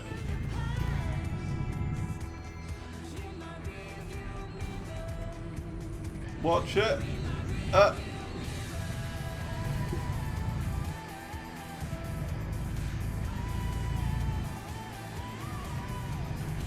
So yeah, we played Star Trucker earlier this year, and it was a great game. It was really good. It did have a few issues here and there. The main issue I had was meteors. There's just so much, like, clutter. And so many meteors in space. You just couldn't go anywhere without getting hit by a meteor and causing damage to your truck. There's so much clutter everywhere. So I feel like they need to clear it up a bit. Remove like 20% of the debris if it were me. 20% less debris,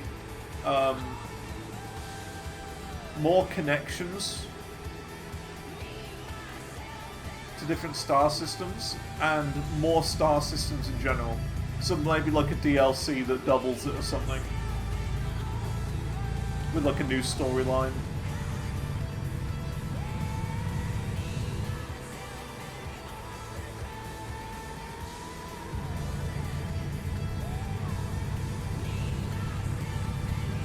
It was good. I enjoyed my time with Star Trekker.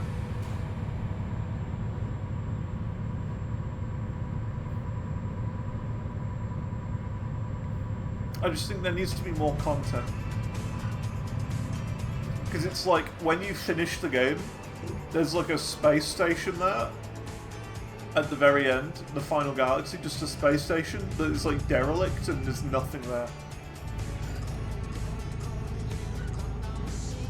So it left me a bit disappointed. I was like, ooh, I wonder what's going to be in the last system, and there's like nothing. But I would imagine it's like...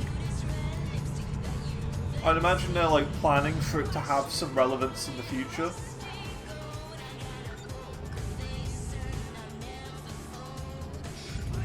Maybe like a gateway to like the next star system or something, is my guess.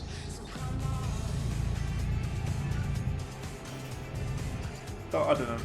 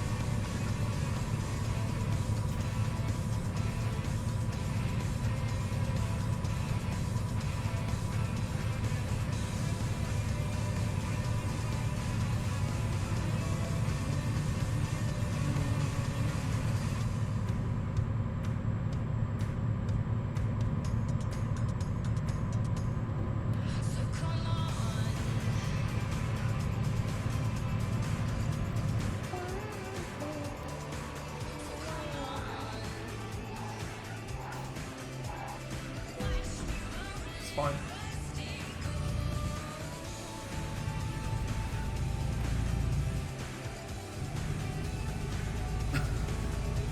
That sign didn't need to be there.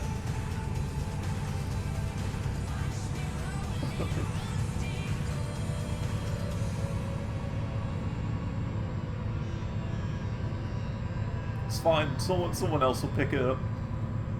Someone else will put it back.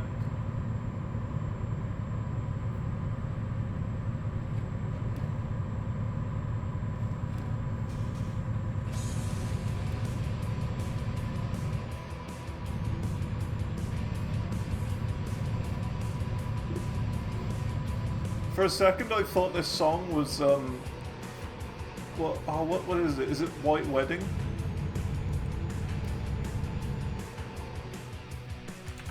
Is it? I thought it was White Wedding.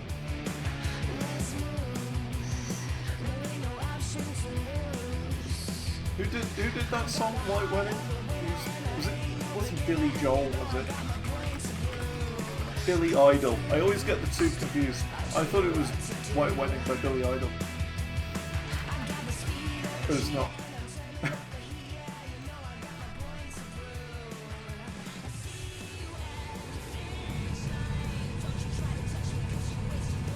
It's a bit different. Oh, I'm fine.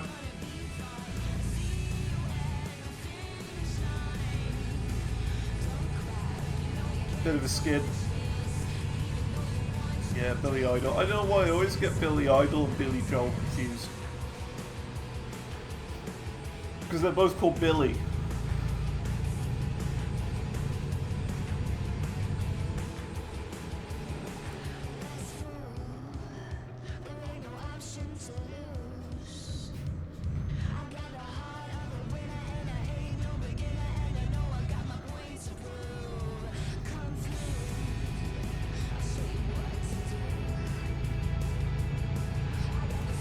I'm certain there's more of those types of bands to me as well. I'm certain of it. I just can't think of any right now. I guess the only other one I can think of is like 9 Inch Nails and Ice 9 Kills. But the thing is, they both sound very different music-wise. Like, Ice 9 Kills are like horror metal. And 9 Inch Nails are more industrial. And I discovered them at completely different times. So, that's the only other one I can think of that are easier to confuse.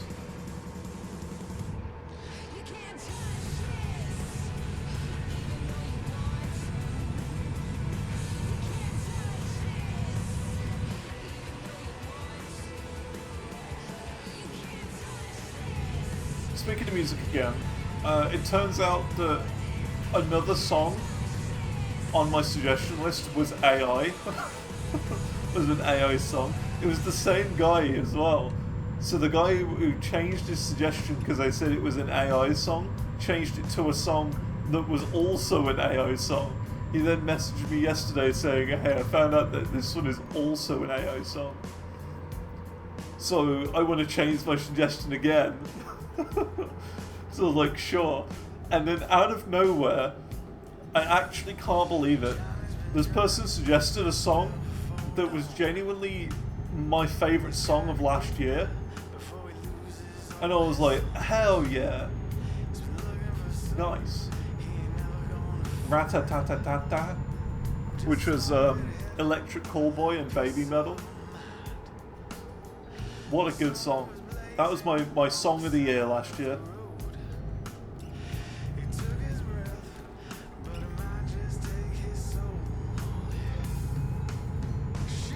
So I've got no complaints charting that one.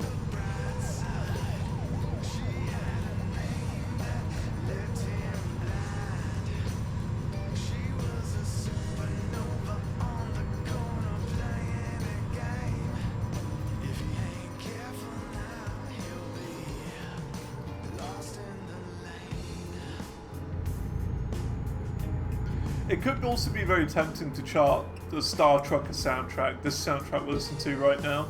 I am tempted.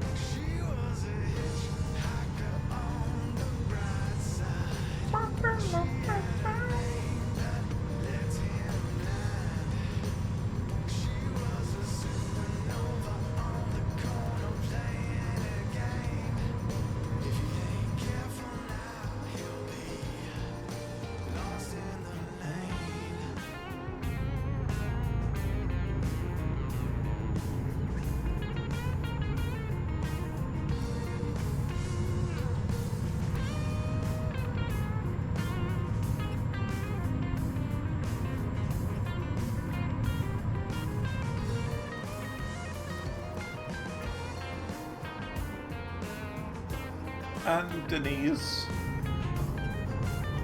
discovered.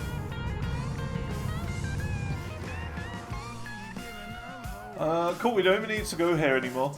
We need to, like, go all the way down here to Narvik.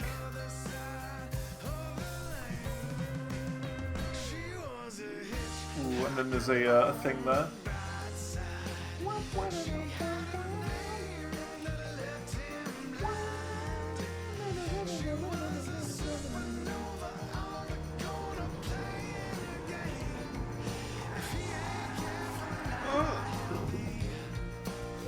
It's fine.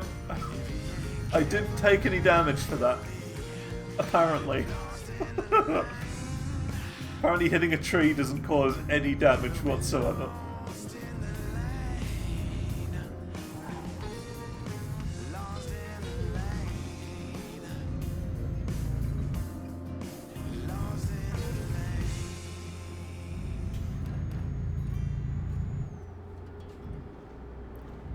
Hey, thanks for following the Dew.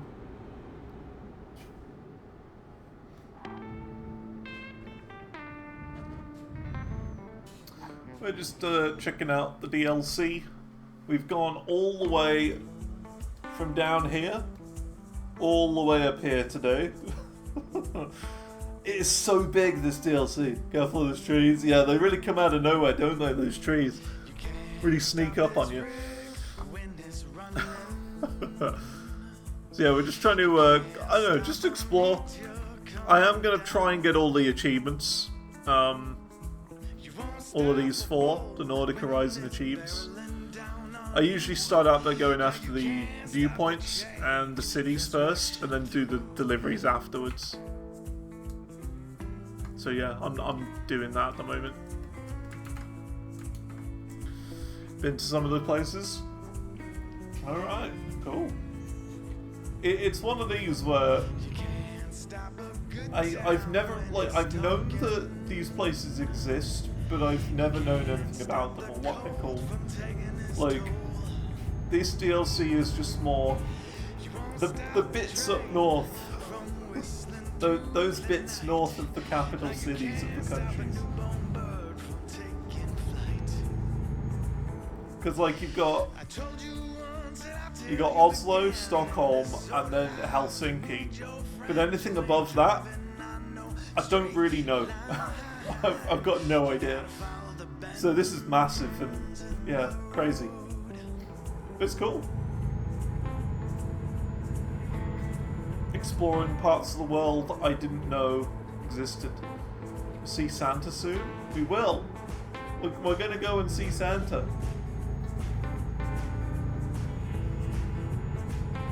I'm gonna ask him how he delivers all the presents in one night.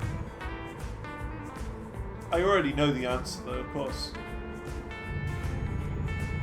And the answer to that? Time zones.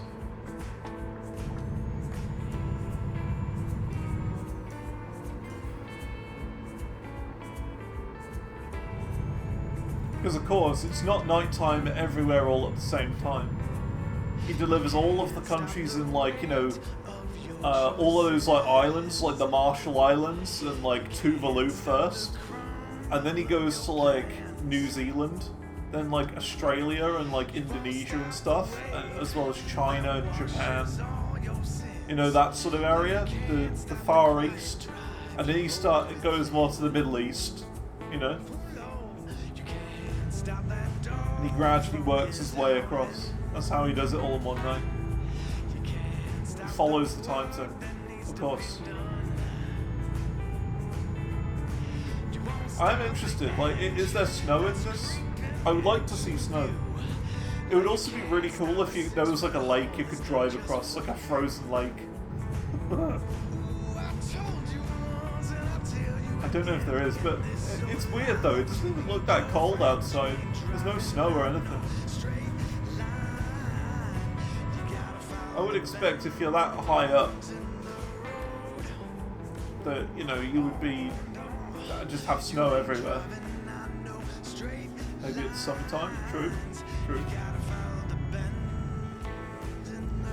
I do have a sneaking suspicion that they are working on adding seasons to this game. A sneaking suspicion. Because it's like, it's the one thing that everyone wants in the game. So, I think what they're probably doing is making it so that all of these assets, like the bushes and stuff, are like the summer versions of it, and then they'll gradually add in like new ones. So they'll make an autumnal version of everything, and then after that they'll make a winter version of everything, and maybe do it like that. I'm not sure, but it would be really cool to have seasons.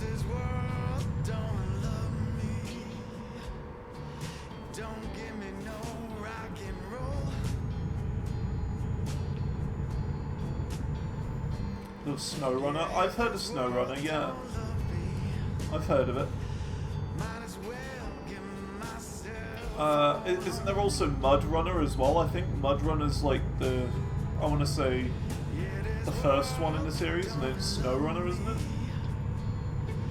I think. It's alright, just scrape the railing. Don't play that because of SnowRunner. I'll have to give it a try sometime. I have too much to play though. Too much to do. Who put that railing there?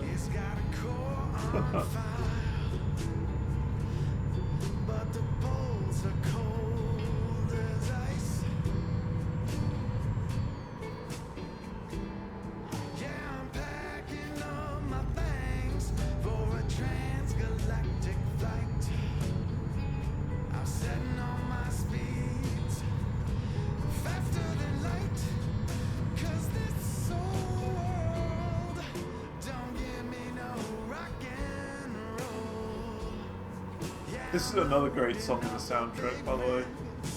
It's like a slow bluesy one.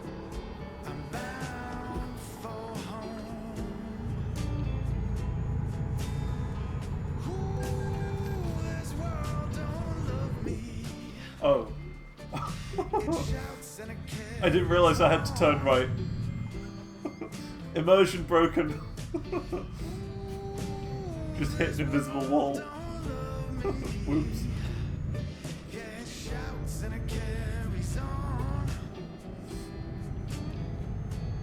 Yeah, dude, the Star... I've said it like 4 or 5 times now, but the Star Trucker soundtrack is so good.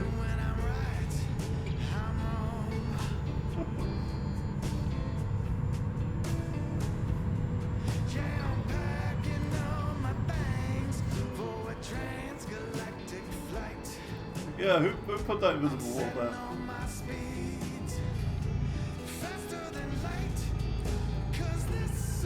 Why would they put that there?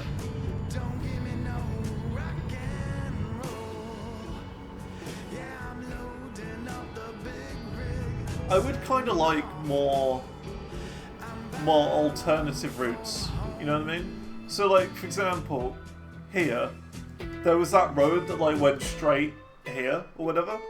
It would be kind of good. I don't know how doable it would be, but just to have a little road that goes like to there, you know, just around here, just connects up to there, so you can go either this way or you can go that way. There's more option. Have it more interconnected, because then it would be a bit like, kind of a bit more like Dark Souls in a weird way. Dark Souls or like Resident Evil in the shortcut mechanic. So like you can, you know, unlock a shortcut almost, but it wouldn't really be an unlockable shortcut. It's just kind of there, you know. Oh, that's gonna hurt. Never mind. Oh, no, that hurt. Oh, put that bridge there. That's fine. It's alright. Small amount of damage.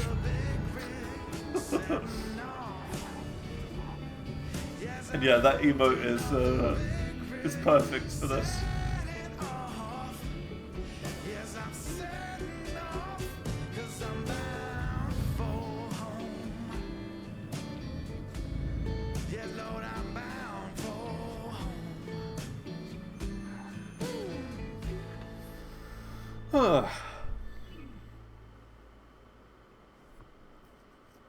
We're alright. We're alive. Just about.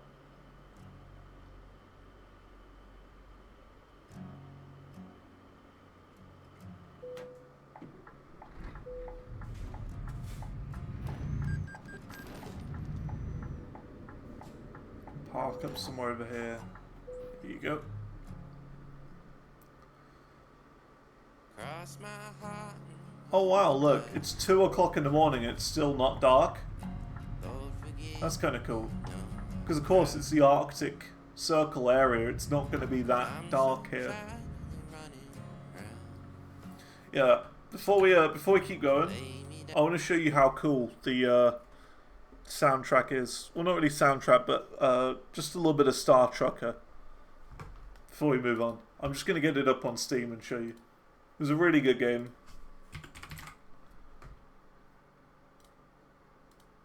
Here you go.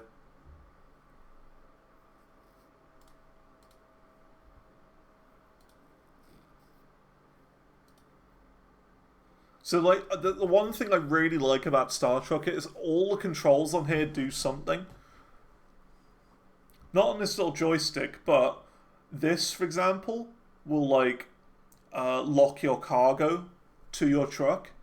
You've then got lights that you can physically turn on and off by clicking them. DA there is, like, driving assistance, so you can turn it off, but then it'll be like real life space mechanics. So like if you don't, like, if you are moving just a tiny bit, you will just keep going. You know what I mean? But if you've got that turned on, it will sort of be like, it'll slow you down naturally. But it uses more battery power, sort of thing. Is it multiplayer? I don't think so. I think it's only single player at the moment. But yeah, that's an interesting mechanic. So that you got the cargo there. Got like meteors and stuff all over the place. It's a good game. The one thing I will say, as weird as it sounds, it is more of a survival game. It's like truck sim plus survival game in one. So, for example, after like one mission, you'll realize that like your batteries are low. It doesn't show the battery screen, but you get different battery levels for different things. Yeah, had a your ad here thing. So yeah, there's like different battery levels for different things. So there's like a gravity battery level that you have to keep managed. Like you've got to refill the battery sort of thing. And if you don't, the gravity will just randomly turn off and everything will start floating. And you've got like storage inside your truck, you can walk around it. To repair your truck, you have to kind of go outside, like manually outside of a hatch, and like physically repair it. And then of course you can go to like services and get it repaired properly as well. But just sort of like patchwork it up sort of thing.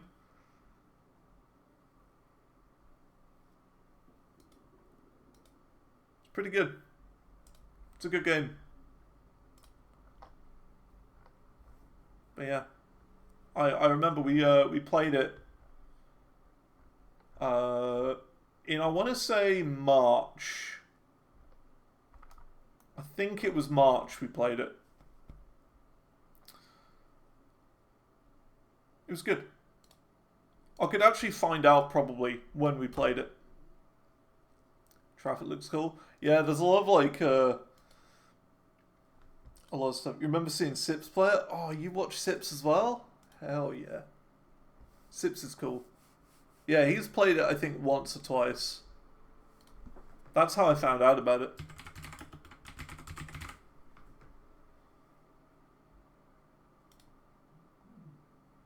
Yeah, it was March. I played it.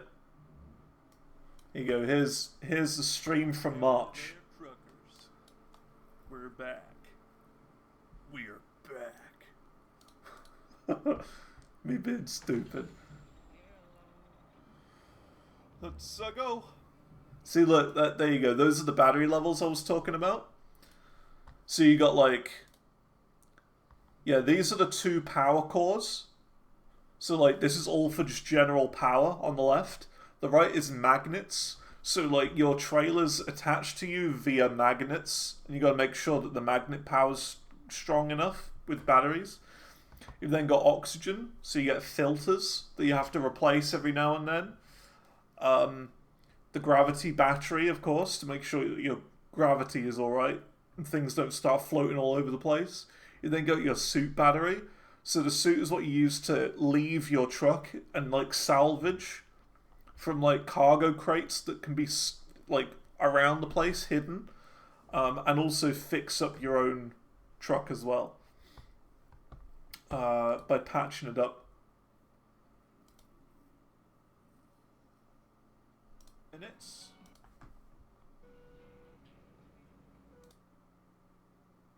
Check out Xantor Gaming on twitch.tv. So like, you got like reversing cameras and stuff like that. There's even a mechanic where you have to use the camera. Because I think it's like, yeah, there's like a super hot area, and if you don't have your front shutters down on your truck, then you'll kind of melt almost. You know what I mean? So you're gonna have the shutters all the way down on your truck and use the camera to drive. Or you can just wait until the solar storm is like over and then you can keep driving. It's pretty cool. So I like all of those little gimmicks and mechanics. And yeah, everything in the UI is like clickable sort of thing. It's one of those. So if you see a button on your truck's like dashboard or whatever, you can click it.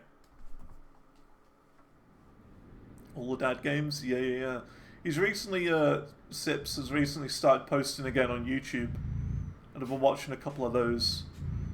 Like he played that Nubby's Number Factory the other day, which, funnily enough, I got gifted a while ago and I never checked it out. It was Stickheads who gifted that to me, and I never checked it out. Then I watched Sips play it and I'm like, maybe I should check this out. It looks pretty good. It's like a Windows 95 looking game.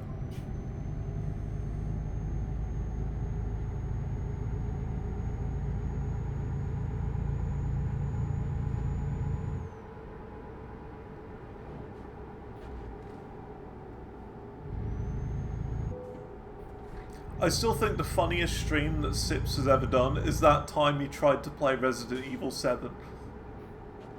That was so funny. And yeah, I posted it in the Discord not long ago while I was playing Village.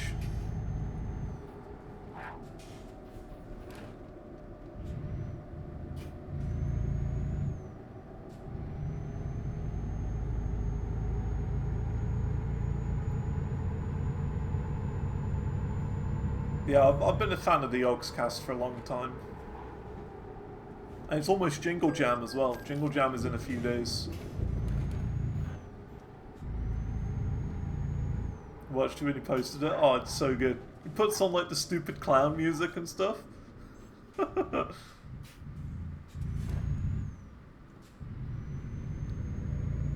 I like how as well, it's like an hour and a half, that stream, and he makes like practically no progress at all. He gets like 20 minutes into the game in an hour and a half, because most of the time he's just on the pause screen.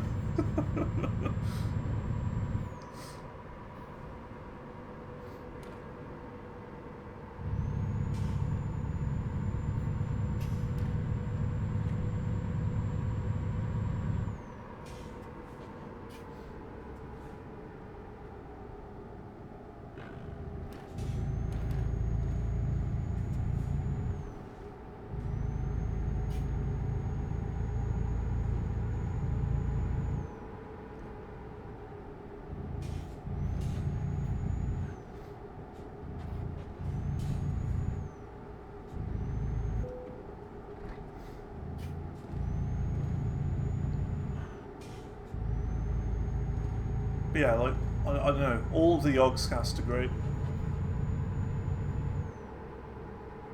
Of course, there's the classic, you know, Lewis and Simon with the whole diggy hole stuff. But even some of the newer members are really, really good as well.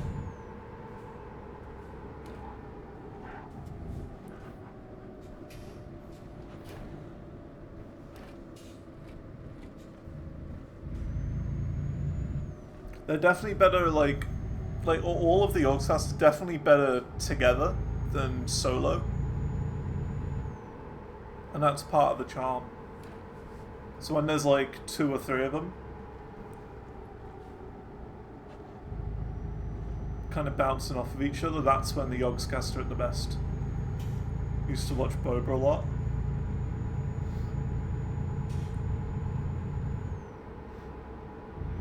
Played Habbo with Edwin. Oh, what, you actually played with Pedguin. That's pretty cool. Ooh, that one hurt.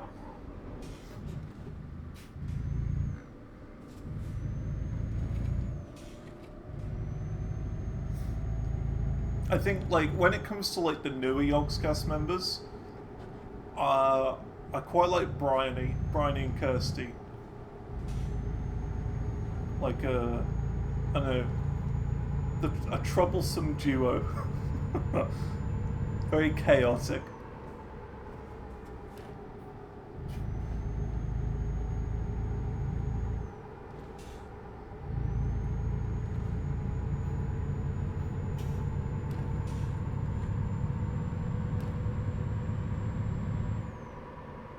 Yeah, like, Boba's had some good moments as well.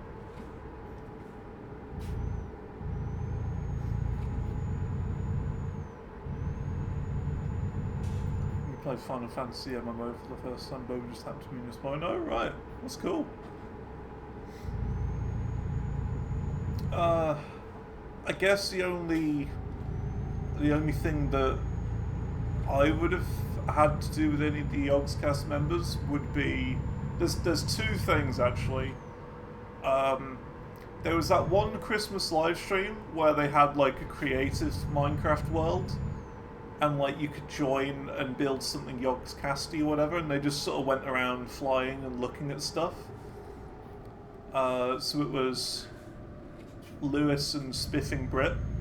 So I was on the same Minecraft server as Lewis and Spiffing Brit, which was kind of cool.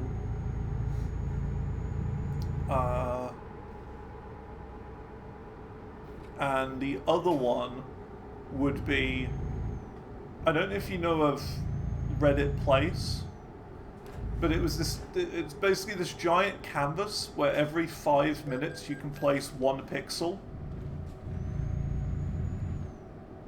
And we made like the Clone Hero logo as part of Reddit Place. And Spiffing Brit tried to destroy us and put Yorkshire tea there instead, but we survived.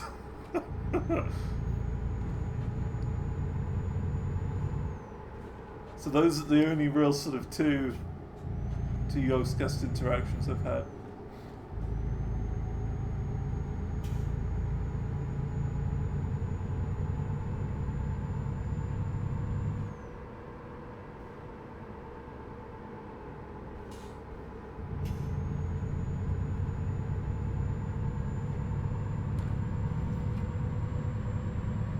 And yeah, that's right, 1 year I submitted a Jingle Cats video, but didn't get played.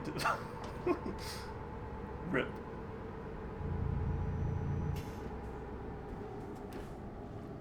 They like clicked on the one above, but not mine. Or whatever. So, that's a big rip.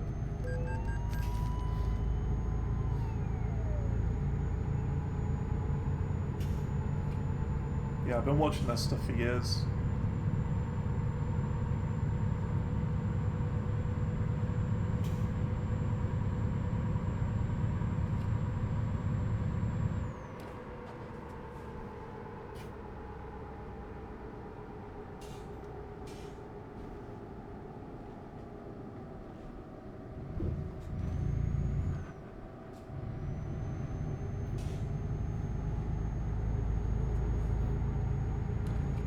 I think there's a new Diggy Hole song today as well. I think they're doing like Diggy Diggy Hole Part 2. I'm fairly certain.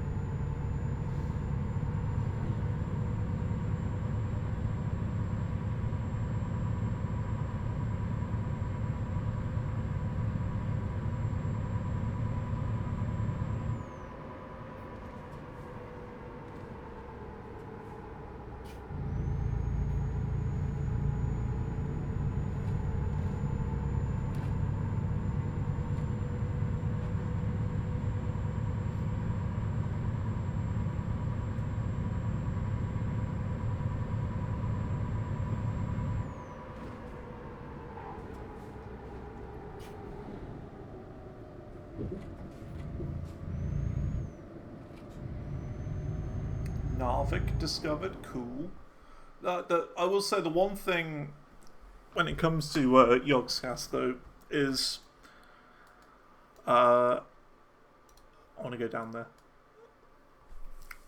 The thing is, I don't really understand the whole Trouble in Terrorist Town videos. I don't understand it.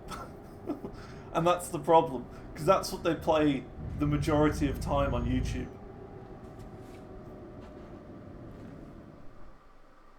I'm going the wrong way. I've got to turn around. That's like what they play most of the time, and I don't understand it. I never have. So it does definitely limit the sort of videos that I watch from them nowadays.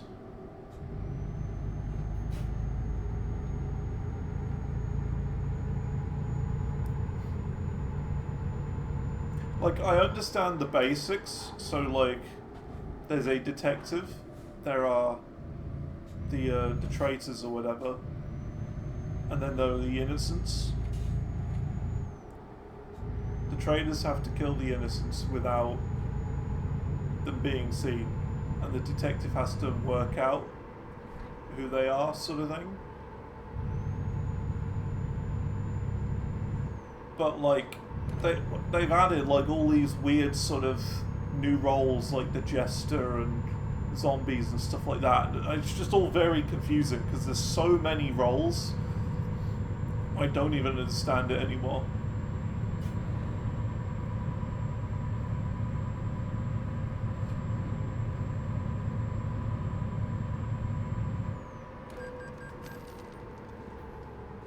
I would watch the GTA videos though. Those were good. Oh, it says connecting to chat. My chat is disconnected apparently. I can't see chat.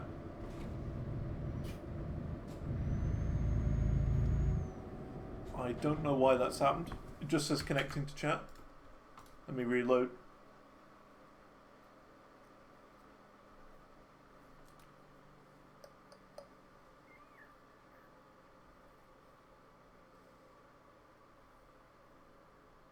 Well, that's good. Chat's even more broken now. Look at this. Connecting to chat.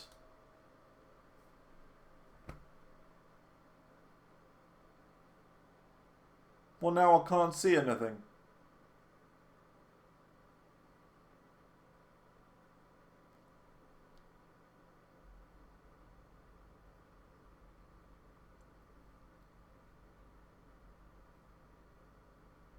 My stream's still alive. I just think Twitch chat is dead.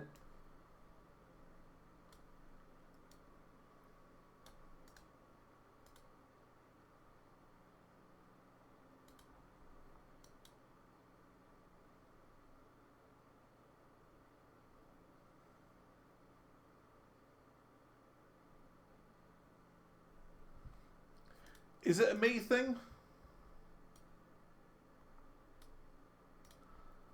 I'm gonna try and have a look on some other stream. Look, I'm gonna click on Sips right now and just see if his chat's working. It says connecting to chat on there as well.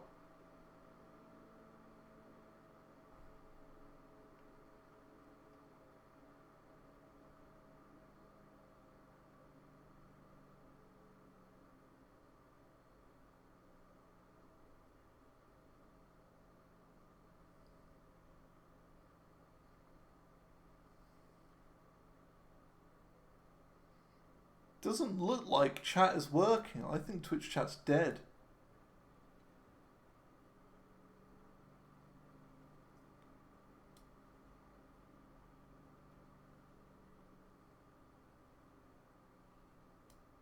I am playing Madness. That is the hardest Minecraft mod pack of all time. Is it me? I don't know. I can't tell. I don't know if it's me or not.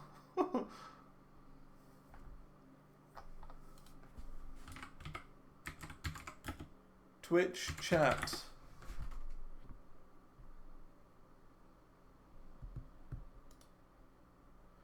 latest. No one is talking about it on X.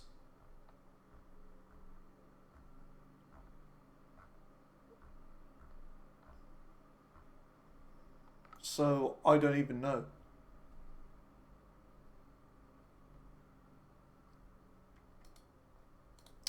Weird. Very, very weird. Twitch chat is completely broken. I guess I'm going in completely blind now. I can't see chat. People could be saying all sorts. Pee pee poo poo. Or anything. And I wouldn't know, because I can't see it.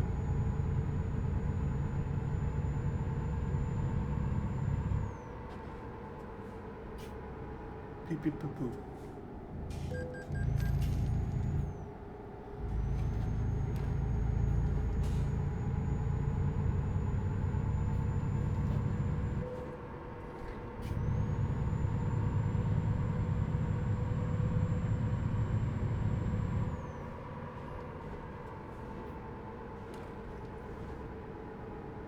It's very bizarre. Whoa! What was that? I just got air off of nothing. What the heck? I can't have that happen.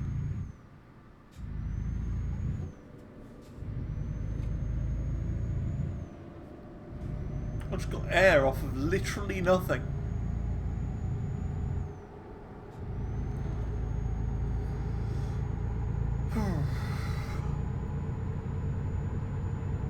Ugh.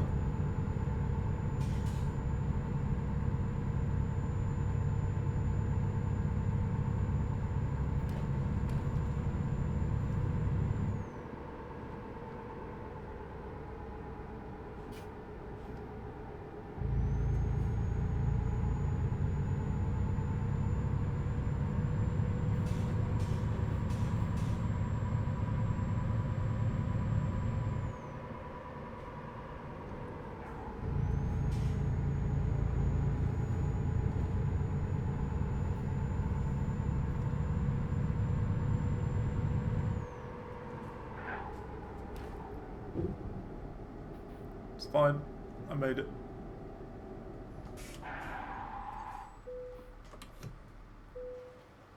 Cool. That's number 5 for the cutscene. Gonna go and get number 6 now. As well as another city.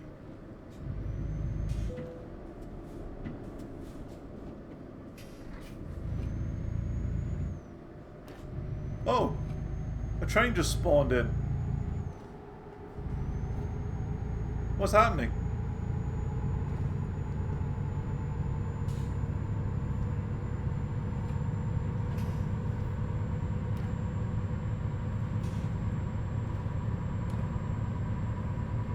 Everything's breaking. What next? My stream?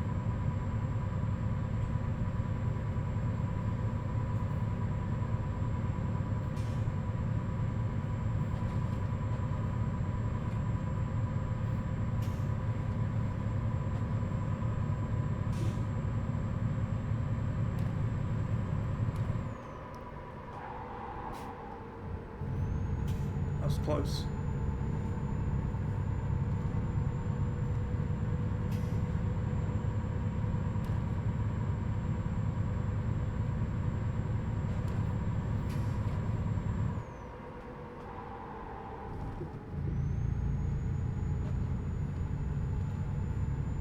Oh my god, we found it. This is the Arctic Circle. I didn't realize it was a real place. Look at this. Welcome to the Arctic Circle. It's literally a circle.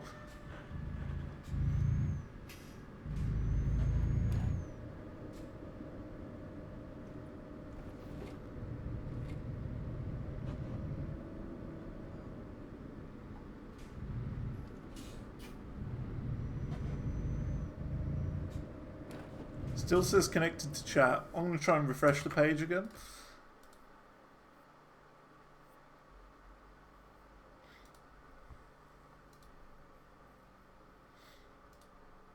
Yeah, I don't know what's going on. It still just says connecting to chat. I can't see chat at all. It's really annoying. It's really annoying. Why is it doing that? It's very bizarre. I want to see my chat.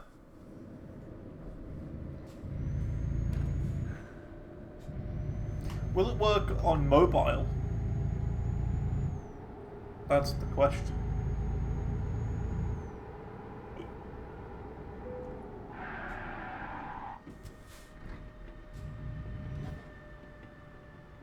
Oh, I see it. Omega lol, me neither. No. Sad frog, help us, save us. No. I can see you. It's working on my phone.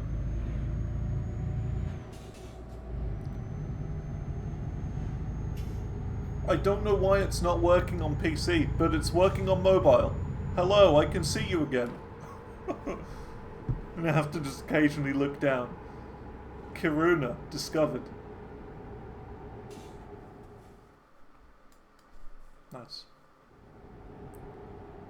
Is chat broken for you? Or is it just me?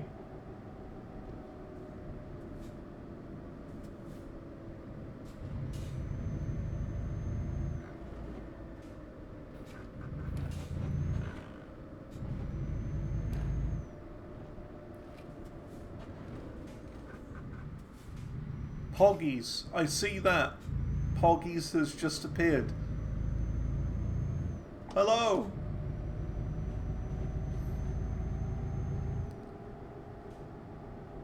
It's illegal to text and drive. I'm not texting and driving.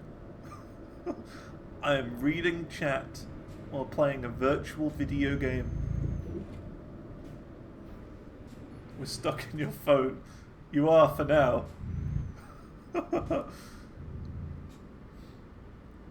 It's a bit bizarre. Oh! Offense 2000 has just appeared in my actual chat. Offense 2000. Hello? Lydio? Hello?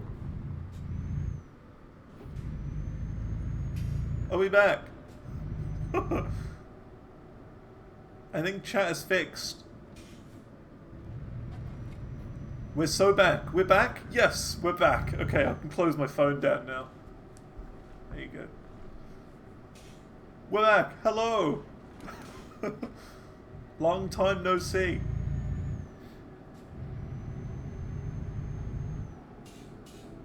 What have I missed? I'm scary. I was literally crying. You couldn't see me, but I was literally crying. Because that's how it works.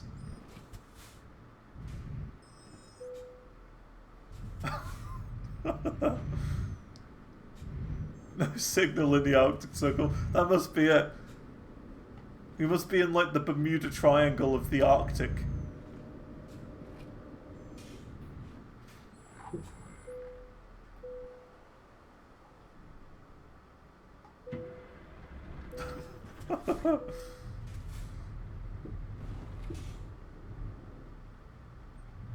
Just casually block that guy off.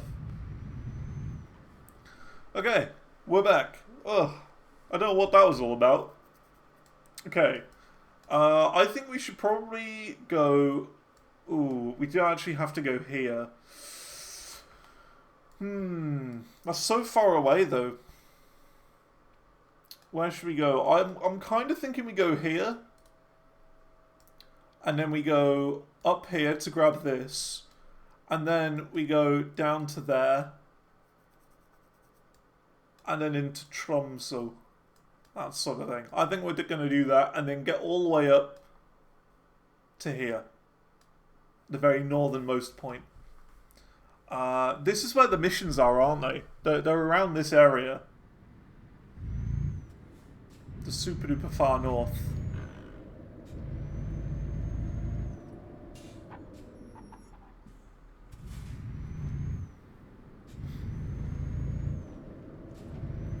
I know what that was. It's not very common that happens. Twitch chat just breaks like that. And it may be once or twice.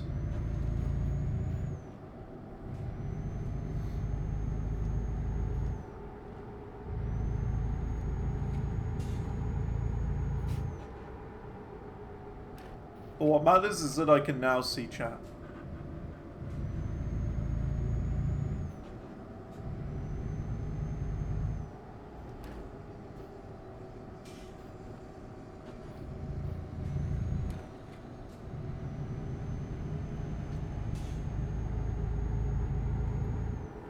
Right, let's see. Is there like a repair shop around here? I don't think so. Oh, there is. We're going to take a little detour. Because we've got, 45% damage. Need a couple of new parts. And so does the truck.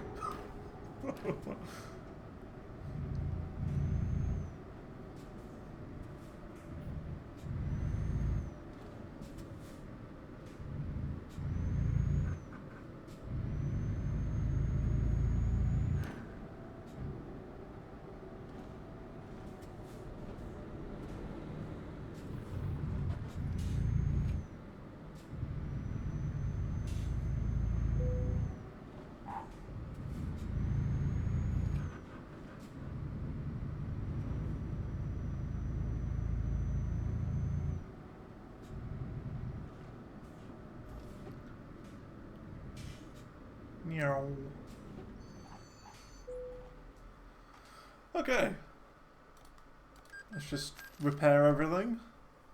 I'm just gonna replace this. There you go. Because it is that thing where you can repair the parts or fully replace the part. And fully replacing is more expensive. But that's fine. There's no money troubles in this here game. 300 milli.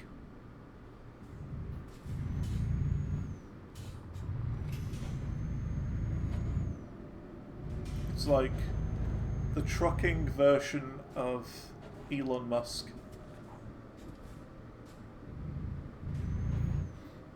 Only hopefully less cringe. I don't know. Maybe the same amount of cringe. I've no idea.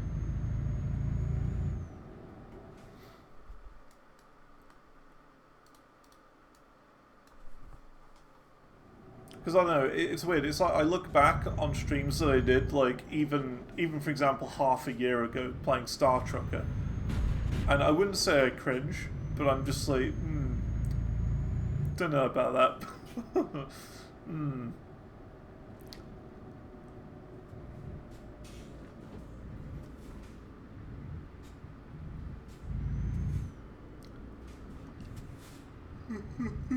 Yeah.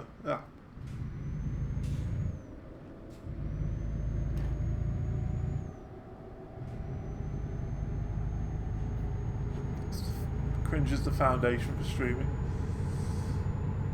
How so? Like what? If you're cringe, you're doing well? I don't know.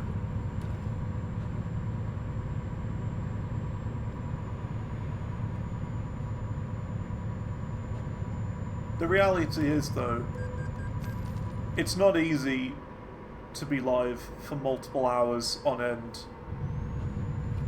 and keep things entertaining. And that's the hard bit. And the way I've found to do it is just to chat complete nonsense. As much as you can. If you're not saying anything, then that's the worst thing you can be doing on a stream. You just got to keep talking. But I'm not very good at that.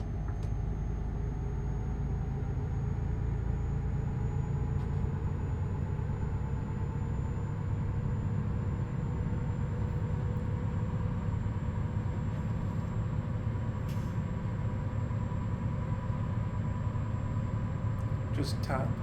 How do you mean tap?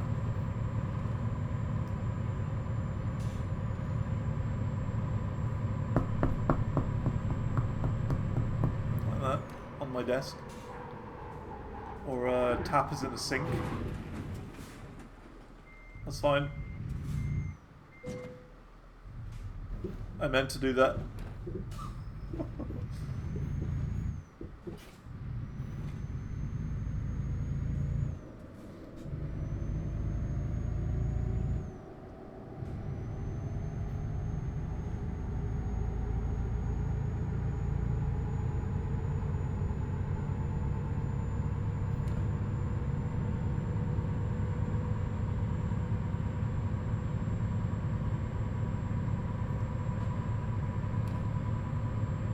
I think like one thing I need to do is be like more comfortable with silence on streams, or like not talking, because I feel like sometimes I will say things and they will have no meaning.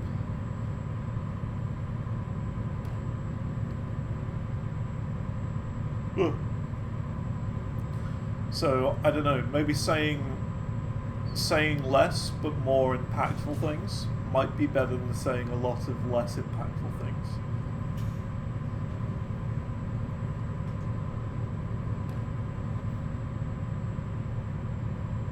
But I don't know.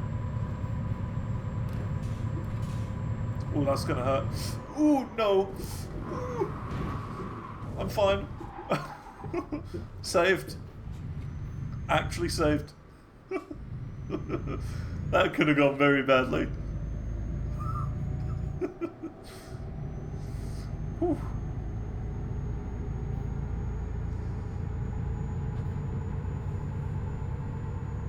At first I thought it was going to be the car we hit, and then the sign, and then the bridge. Oh no, chat's dead again. Connecting to chat. You're gone again.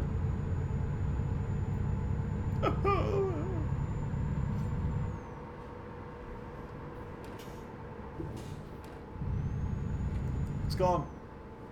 I'm gonna open my phone again.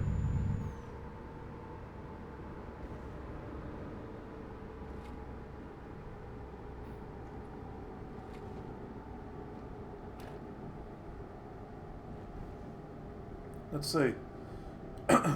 Try to say you're too socially awkward. I'm very doubtful. I'm one of the most socially awkward people you will ever meet.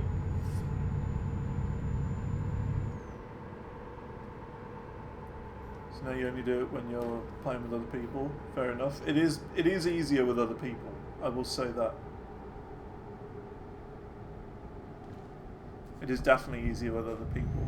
Because you've got other people to bounce off of, and they're filling like half of the space, sort of thing. Having a one-sided conversation is a lot harder.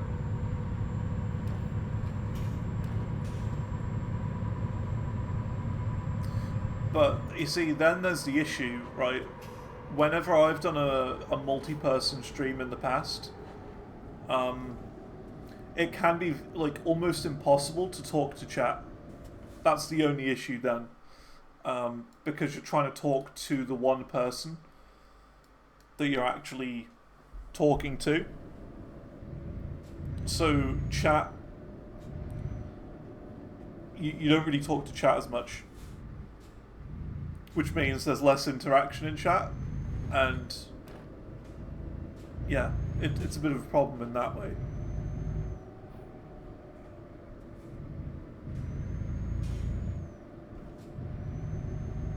But no, I definitely see what you mean though about it being weird to stream. Like, because especially if you're like new to streaming, for example, and you know, you've never really done it before, you're not really going to have anyone in the chat to talk to, sort of thing. And that could be the hard part. Talking when no one else is really there.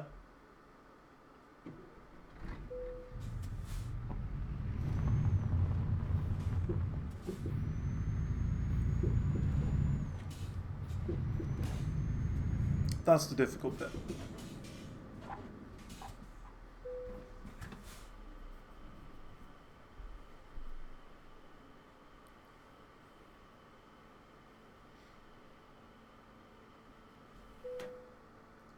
You're there.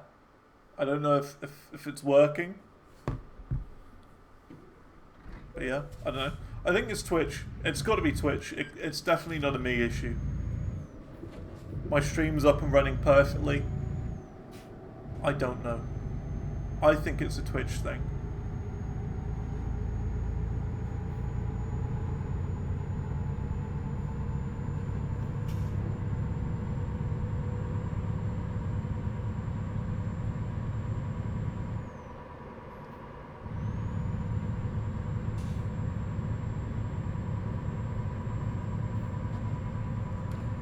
And as weird as it sounds, type of game also matters on how easy it is to talk over to it, sort of thing. So for example, this game right here, Truck Sim, it's a relatively easy game to talk over, because there's like not a lot happening. It's just driving, right? But if it's more like a story-based game or dialogue-heavy, it's really difficult, because you're like, well, I don't want to talk over the person who's talking right now in the game and miss what they say. So it kind of forces you to stay quiet.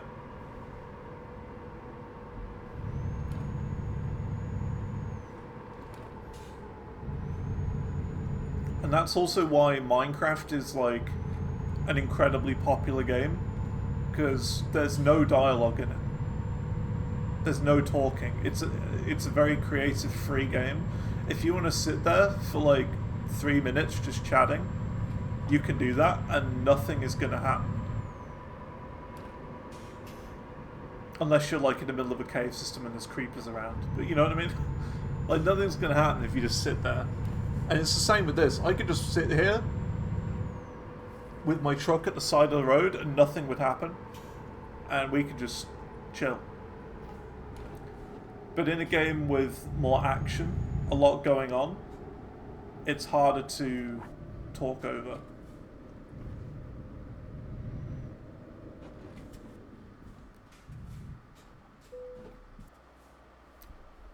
Because there's a lot going on. Like, for example, some of the late game Resident Evil Village stuff that we were doing the other day, I felt like I wasn't saying anything at all. Like, over some of the boss fights, I was just completely silent.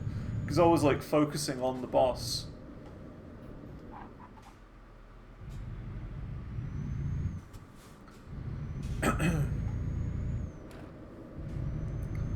Yeah, I don't think chat's working still.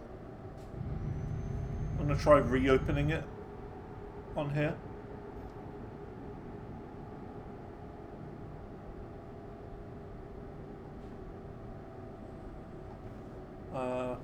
Oh, here you go. A couple of them are working.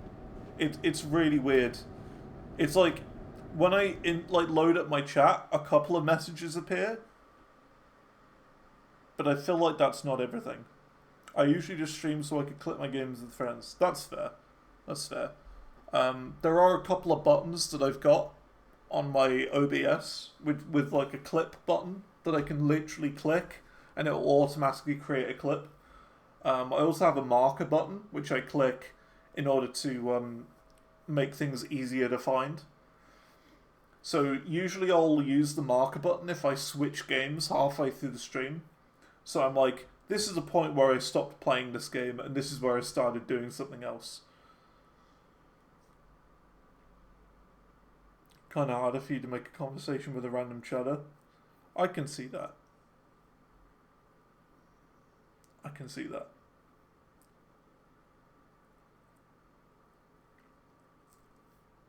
But I don't know, usually when people come into the chat, they'll like make a comment on things that you're doing.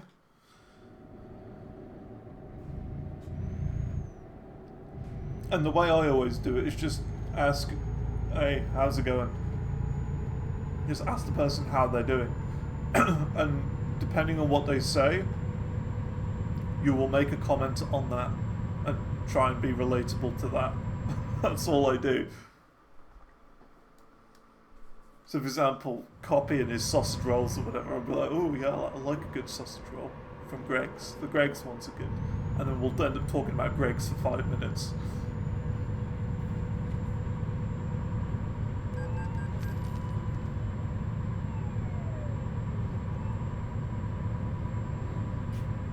So, I don't know. That's how I do it.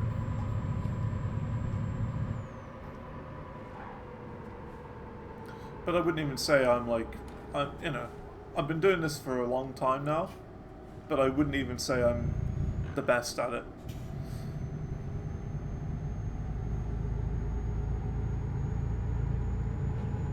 This for me, like streaming on Twitch is socializing for me.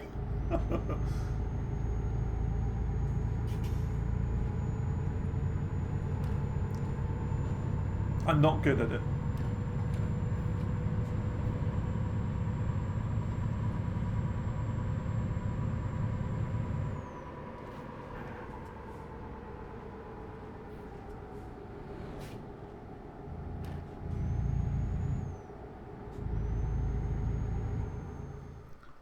Where are we? Okay, we're there. Cool. So yeah, look, it looks like we went into Sweden just a tiny bit, I think. Yeah, just a tiny bit. That's fine. Just to explore a little bit.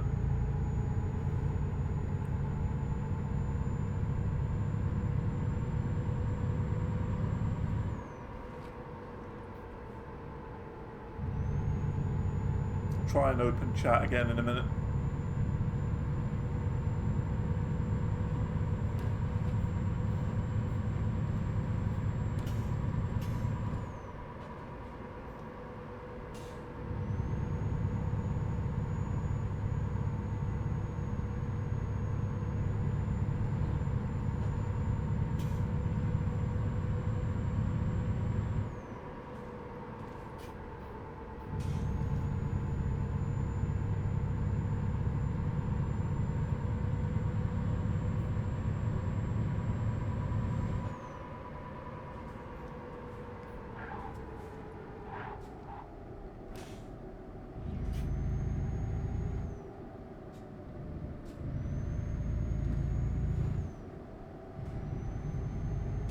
Okay, I'm going to try and reload chat on my screen, as well as open it on my phone again. See if it loads in a couple more messages. You can see chat on my stream isn't live. Yeah, the on-screen chat isn't working. Just practice, really, for sure. Yeah. Have I played the online co-op for this game? I have once or twice. Not very much. I played a couple of times with Vinalica, who's another viewer. I played with a couple other people as well. I can't entirely remember. I know I played with Thardwaddy a bit. I think, yeah, the most I've ever played with is like 3 people at once, so like me and 2 others, I think. But we haven't really played it very much. I remember like a long time ago, and we're talking like 2013 as well, I think I tried Truckers Online or whatever, Truckers MP I think it's called, where it's like an MMO sort of thing. So like I think all traffic is like turned off, but you will see real people driving trucks, and it's a bit chaotic, that one. I would say don't play on that unless you've got an account like a file, like say file like mine, where you've like maxed out all the garages and all the employees. Because there are a lot of rule breakers on there who will be like speeding and like crash into you for no reason. It's chaos.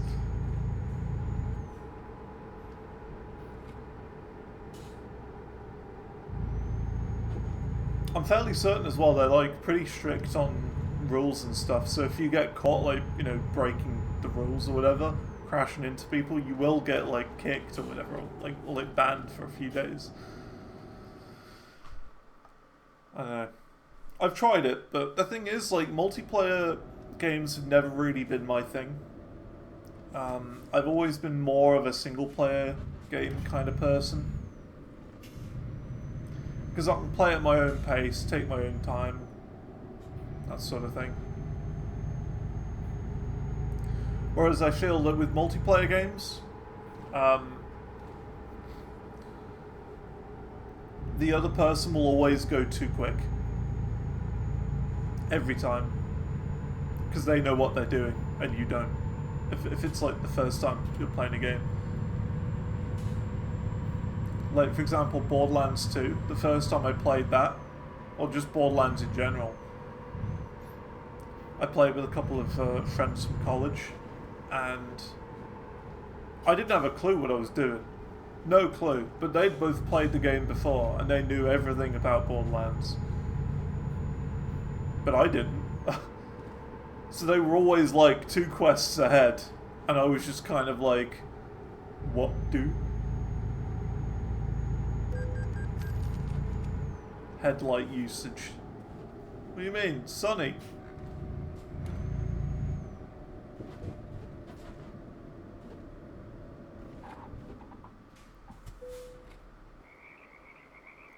Frog.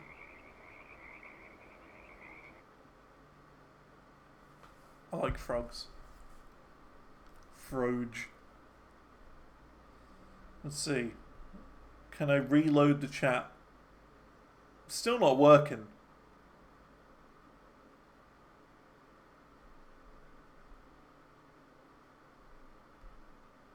Don't know what's going on. Gonna refresh the page again.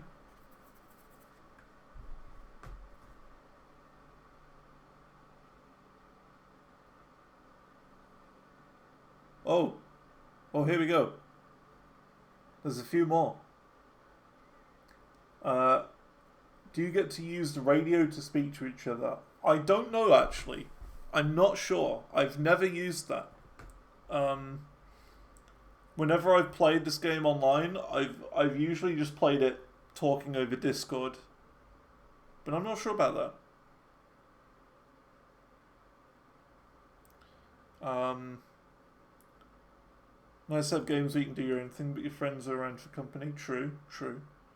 That's what happens whenever you try to play Terraria or Minecraft with friends. Yeah, exactly right. Terraria was a complete nightmare when I played it. It's made me hate Terraria. As weird as that sounds. It made me dislike Terraria. It's put me off. Because the problem I had is that I was playing with 2 people who knew what they were doing. And I hadn't got a clue what I was doing. And yeah, I just wasn't enjoying my time with it. Because there's so many items in that game. Just way too many. And it's never really clear what any of them do.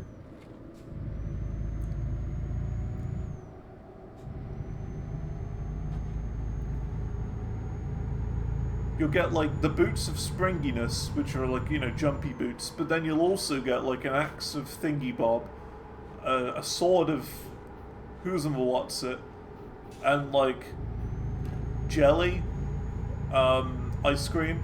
You'll get like a bush, you'll get a blade of grass, and all of them do something different. And you're like, there's just too much. What do I do with any of this? I don't know.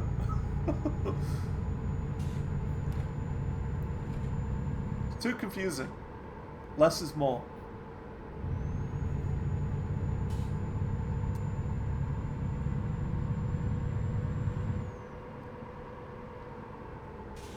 But I did try it. I gave it a good go, Terraria, and I didn't like it. But I will say, there is one exception for this. Stardew Valley. That was a game I knew nothing about going into it, and I played multiplayer, and I really enjoyed it. Not only did I really enjoy it, me and the people I played with 100%ed it. We went for 100%, and it was great. It was such a good time.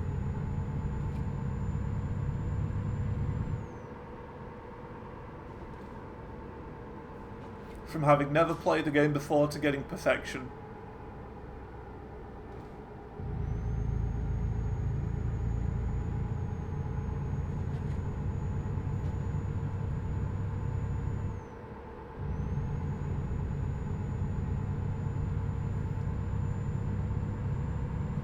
Very, very good game, Stardew Valley.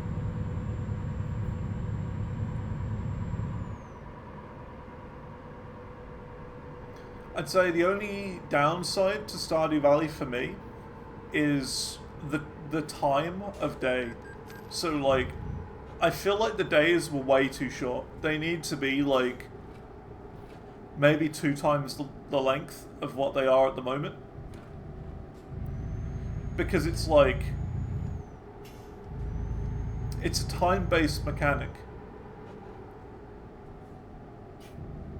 And in a game about, you know, being a peaceful farmer, having time-based mechanics where you have to play quickly in certain cases to get like certain things done is kind of very, I don't know, the opposite of what the game is supposed to be, I feel.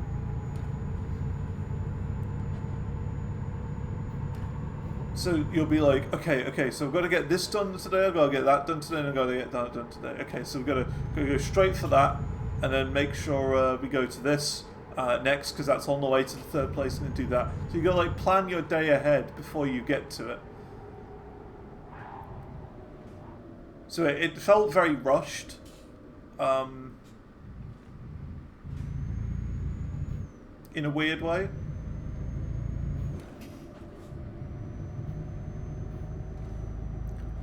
Tromsø discovered. That is City 15 discovered. Cool looking place. Is there a thing here? There is no thing here. We don't need to go there. We're going to go to Alta now. Alta. Twitch chat's still connecting. Still not working. Let's load it up.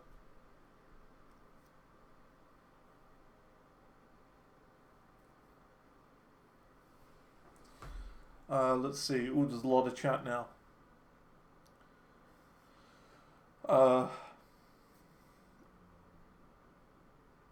Also, wouldn't play with friends who are more advanced to the game. Yeah. Exactly the case with Terraria.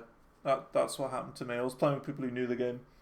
You literally just finished making a house and the other people were fighting the first boss. In Terraria, yeah, that makes sense. It's better to take games like that slowly and just learn how to play it at your own pace. Well, the first time playing Minecraft with friends, you just got your iron sword and then you hear the Ender Dragon dying. Yeah. I know what you mean.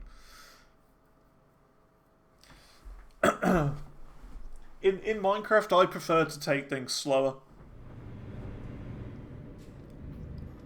And I'll be honest, when it comes to Minecraft, we were talking about this earlier about like Hytale and stuff as well. I actually prefer creative mode, I think, to single player survival.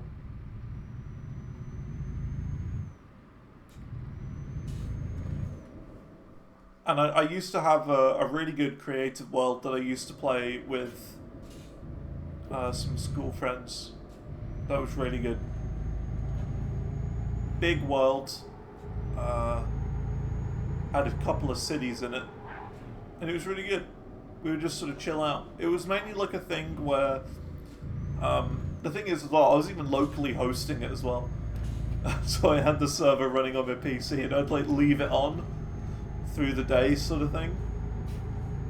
But most people just played when they got home from school sort of thing. It was one of those. Like, as soon as I got home I'd turn the server on and then everyone would just sort of join in. We'd just play for the evening.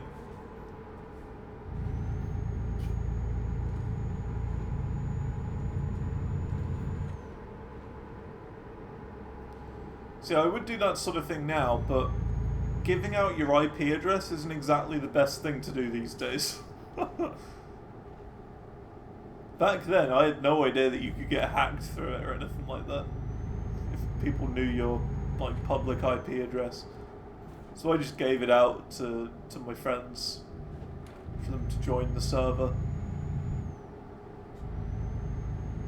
I still remember some of the stuff about port forwarding and stuff. You've got, what is it, TCP and IDP, I think it is. Those are the two different port types. And then it was 25565 is the code for Minecraft. The port code for Minecraft. Anyone remember? Any server owners you had to port forward? IP config. 192.168.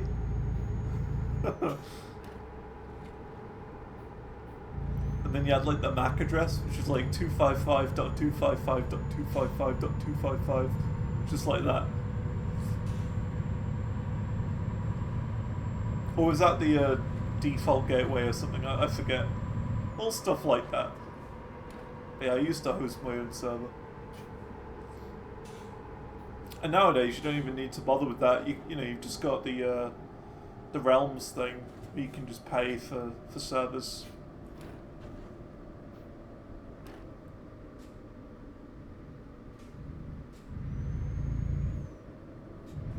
The problem is then, though, it's like you got modded servers, and that's the hard bit. Because if you're playing on a Realm, it has to be vanilla. So you can't have like world edit, which is one of the big ones that I liked. //wand //hcyl.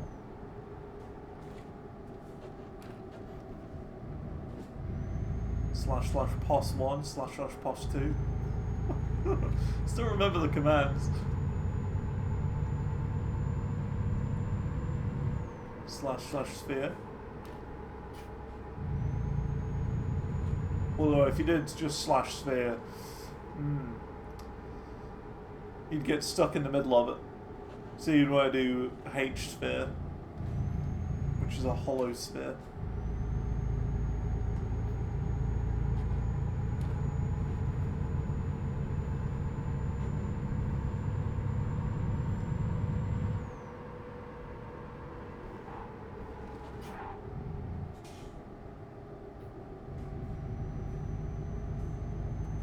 Maybe in the new year we'll either do like a Minecraft server or something, or Hytale or something, depending on how good Hytale is, if it lives up to the hype.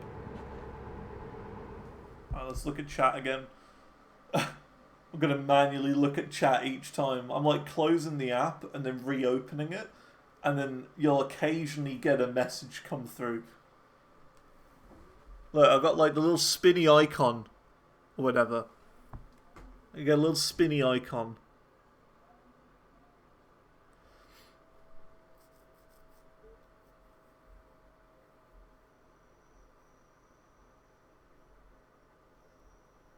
Ah, it's working on my PC again. It says, "Welcome to the chat room." Hello? Are we back? I'm gonna type in hi. I think we're back. Hi. Hi! Hello! We're back. I can see you again.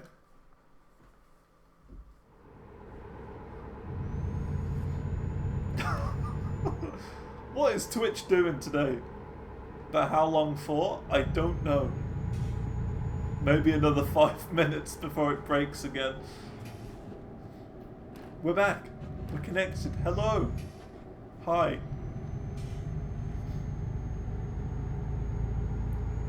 If you said anything about Minecraft for the past few minutes, I probably didn't see it. In fact, I'm certain I didn't see it. If only I could see. I don't know what Twitch is playing at today. Never usually happens.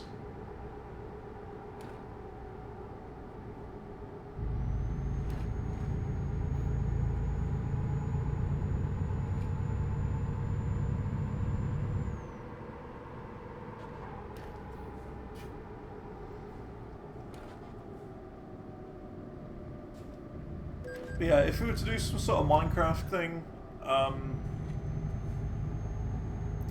or like Hightail thing, depending on which one I decide on, it would be sometime in the new year probably. And it could be fun.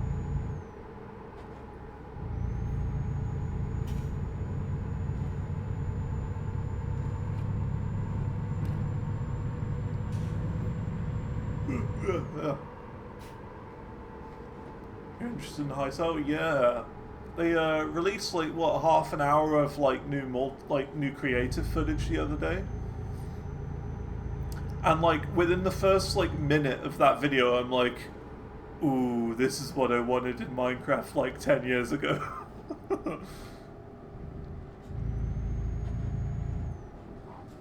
I wanted a tool where I could just click and drag and it would auto create like, you know, terrain for me.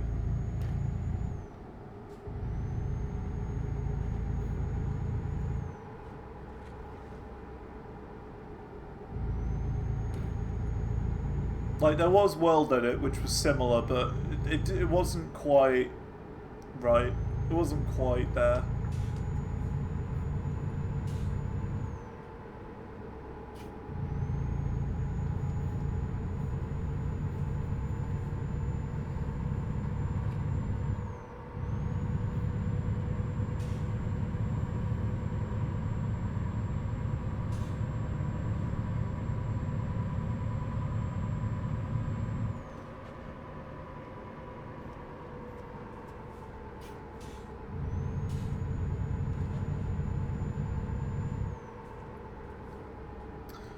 But we'll just see how it goes with Hightail.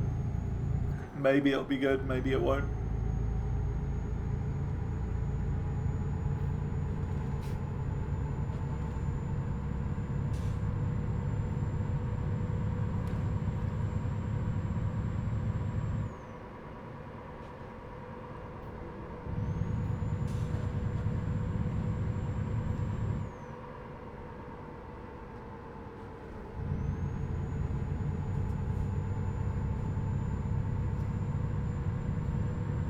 Yeah, this DLC is massive. It's too big.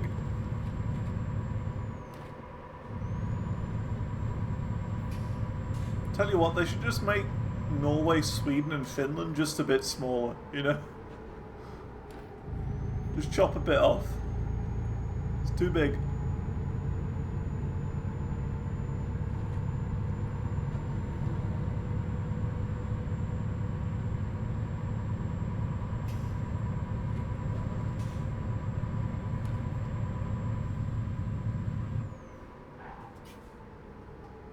That was close.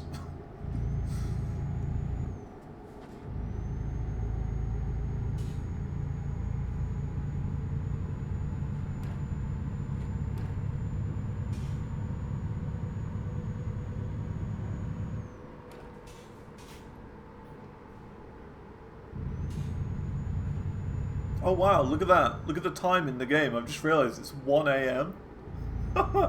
It should be night time, but it's not. It's sunny. That's really cool that they've got the whole sun thing going on. Because we're like at the top of the earth.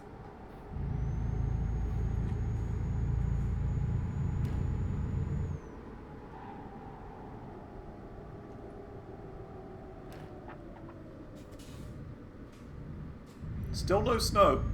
I'm surprised there's no snow.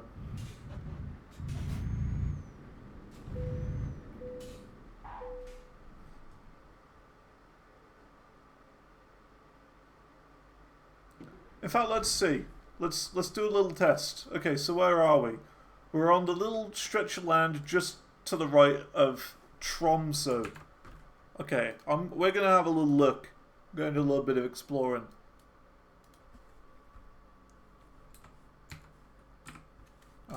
Let's do this.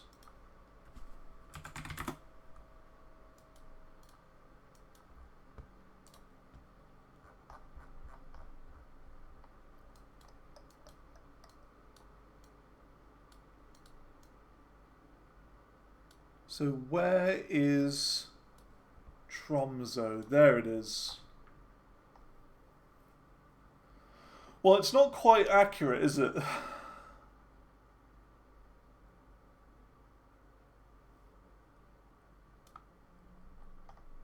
It's a bit different.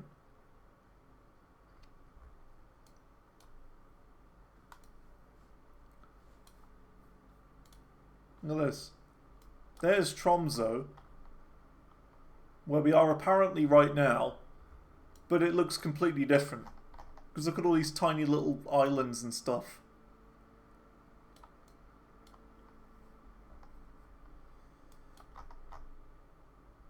So let's just say, in Tromsø, we're like here. Let's just say we're about there.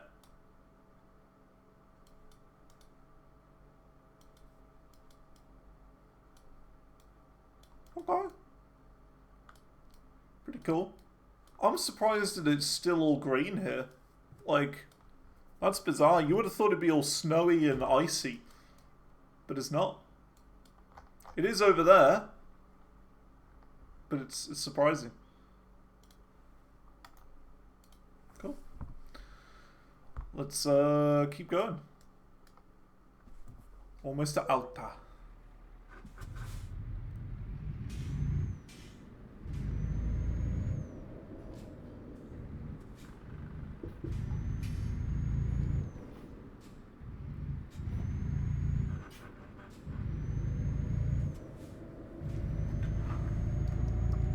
I wonder if Twitch chat is still broken. I do wonder.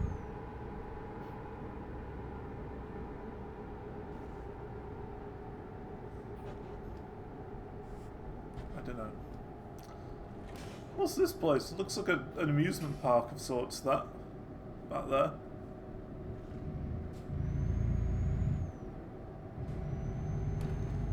It looked like there was a blue slide. But it wasn't. It was like the railings of the bridge. Looked like a slide though.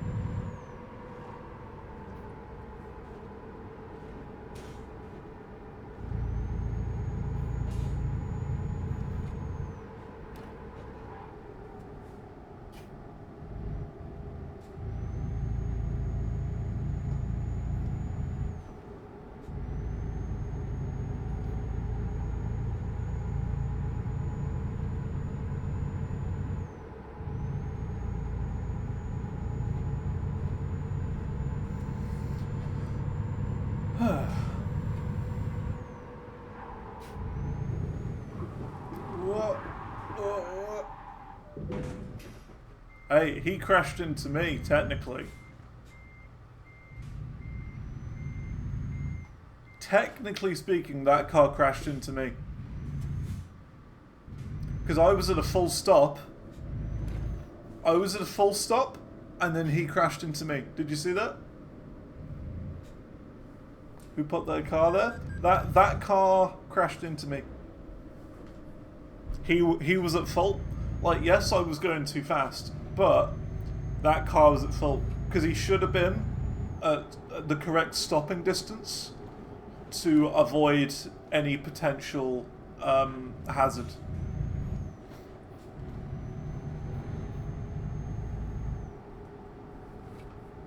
Like, because I like did that and like crossed across the road. I stopped and then he crashed into me. So that car was going at the wrong speed. He was going too fast as well. Because in the real world, if there was an accident and you plowed into the back of someone, you would be in trouble because you weren't leaving enough room in between the car in front, for example.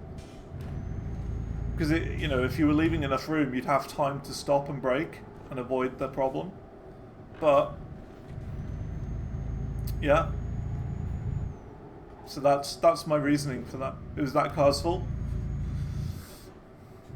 I hope you enjoyed my TED Talk.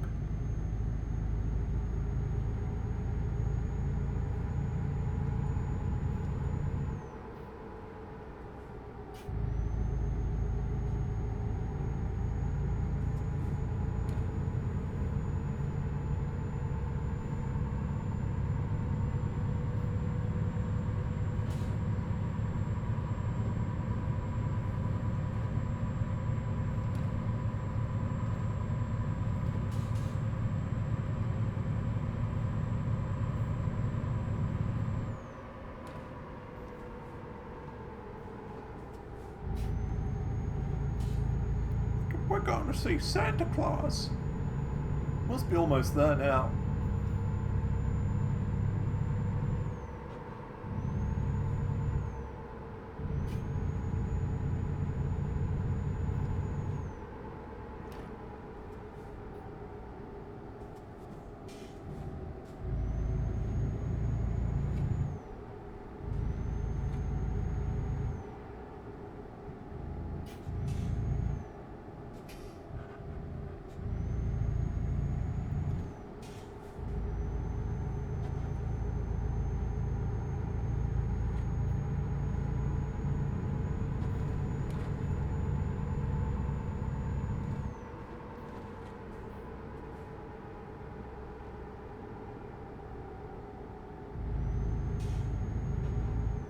Whereabouts are we? Oh, we're almost at Alta. And then we just got to go to Honningsvåg. Honningsvåg?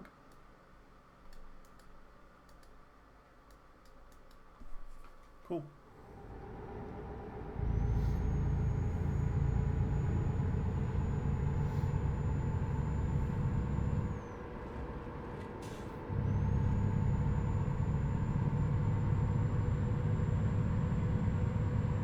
Alta discovered. 16 out of 20 cities.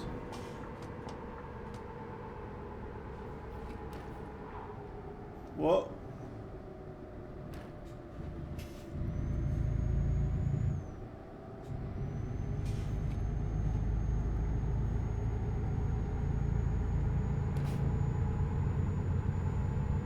Another game I'd like to try and get into, in a similar way to this, would probably be Farming Simulator. Sounds dumb, but I think that would be pretty cool. The only thing I'm aware of is that you can play it at like 1-to-1 time. So if you really want, you could spend like 8 hours doing nothing but, you know, I don't know. Like you could spend 8 hours just using a combine harvester. You try, but it was hard to understand. You see, that's what I'm fearing. That's what I fear, that it's just going to be too complicated. So I don't know. I think I've got version 2017, I think it is. I think I've got Farming Sim 2017. That was from one of the Jingle Jams a few years ago.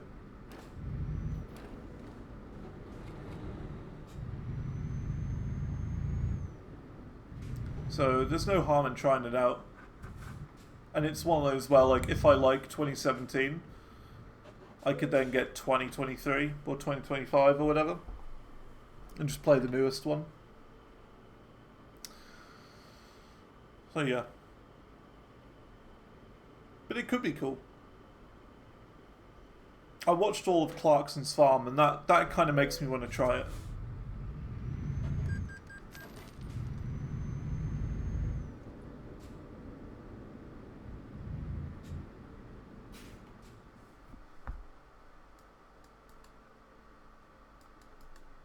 I think you know where we're going to go to. We're going to go all the way up there to the northernmost tippy top point. It was so entertaining. It was. It's really good, isn't it? It's really, really good. It's got like a good mix of reality plus comedy plus, in a weird way, educational.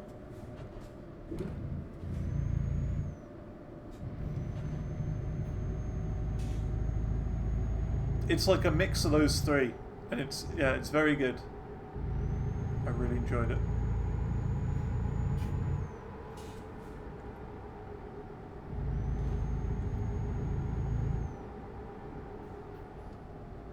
Hey, they spelled ambulance wrong.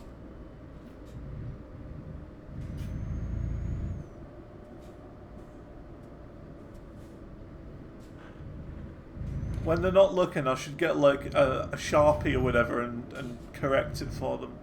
Just scribble out the wrong words. The wrong letters.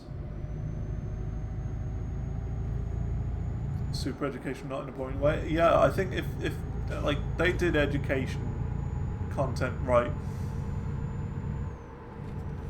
you're gonna make it enjoyable.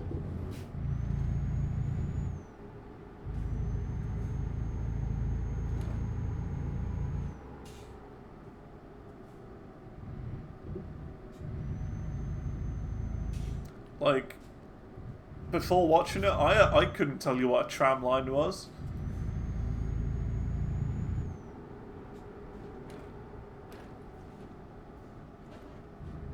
But now I know.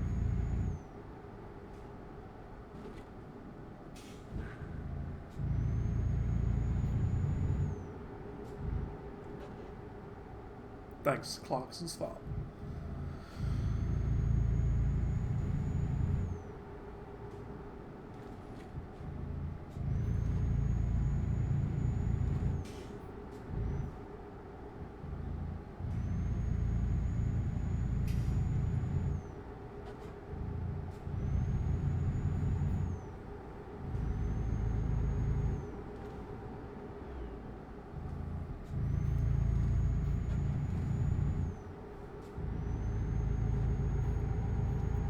I don't know if you know, right, but they have a farming simulator esport.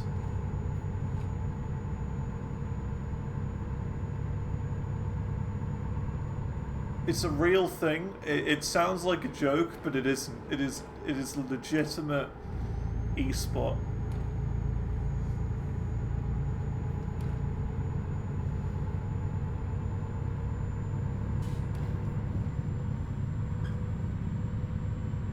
Look it up.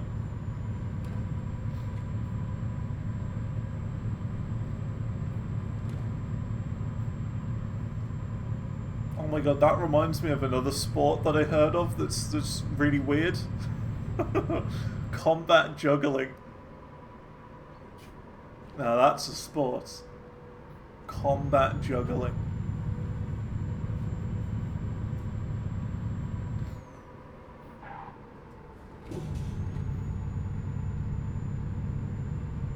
What's that? So combat juggling, I'm fairly certain, I'm not 100% sure, but I'm fairly certain it's like 2 teams of 3 jugglers, and their goal is to knock the, like, because they use like pins or whatever, like bowling pins or whatever, to juggle with them, and they, you know, similar sort of things to bowling pins anyway, and they've got to knock the bowling pins out of the other team's hands while they're in midair in order to win. So, like, while you yourself are juggling. It's bizarre. That's the other weirdest sport I know of.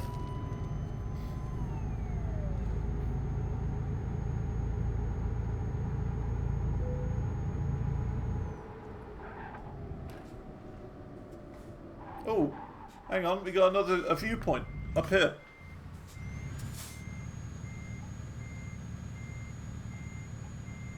So random, but sounds fun. If I could juggle, it would be fun.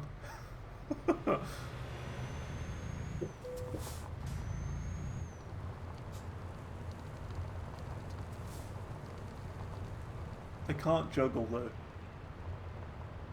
I can do 2, but not 3.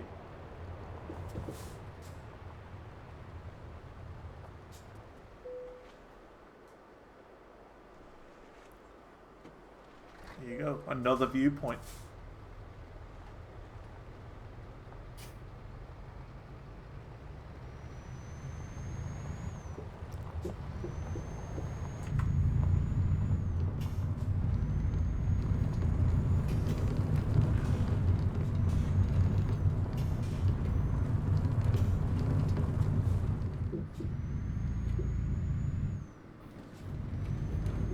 Bit off-road.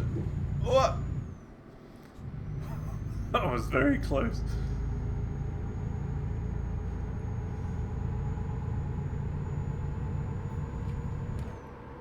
There you go. I'll get it up. I'll show you. There you go.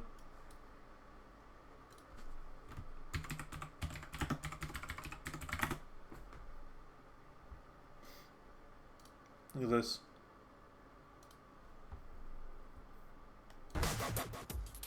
Oh, you gotta get the dubstep. Combat juggling.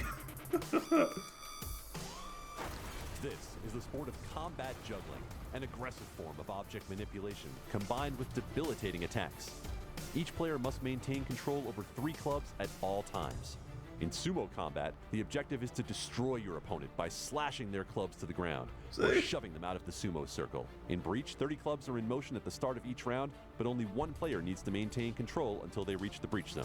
Here is Sayers trying to lock up the arm of Ben Thompson on the right. See, it's a real thing. Trying to steal now, 2-point advantage.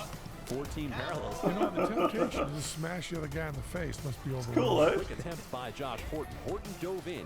Lauga Benjaminson was waiting for him. 4 consecutive points now for Team Intel in yellow. Lauga Benjaminson, who had 6 in a row.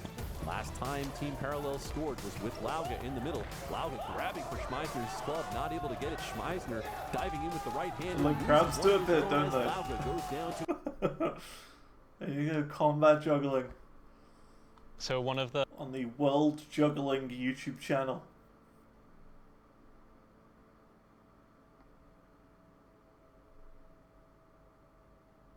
Yeah, there you go.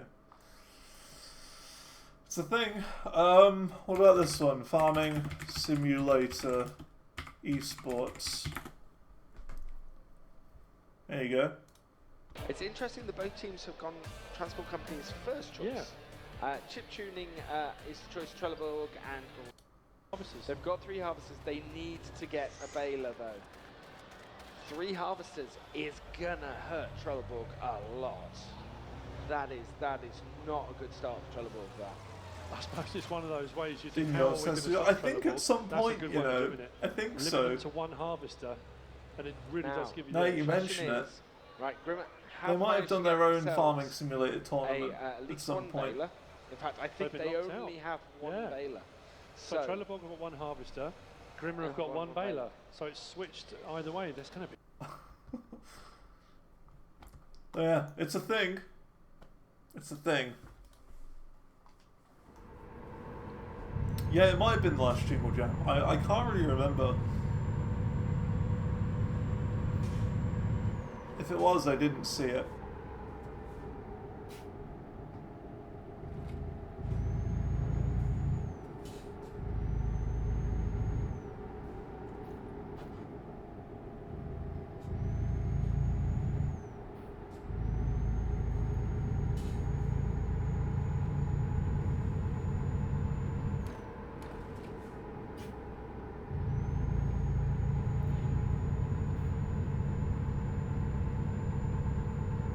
Ugh.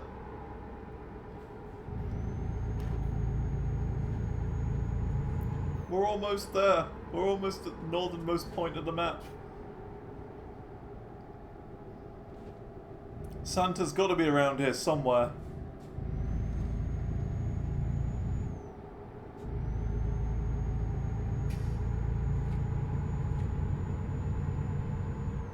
It would be so awesome if they actually had like one of those hidden paths that led into like a little underground area, and it had like a Santa's workshop area or something. You know what I mean? Like a little hidden thing. That'd be so good. If it isn't there, I'm gonna be really sad.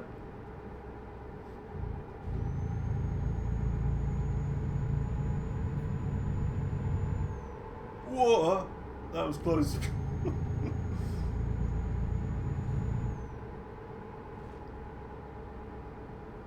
Yep, we're gonna find you, Santa.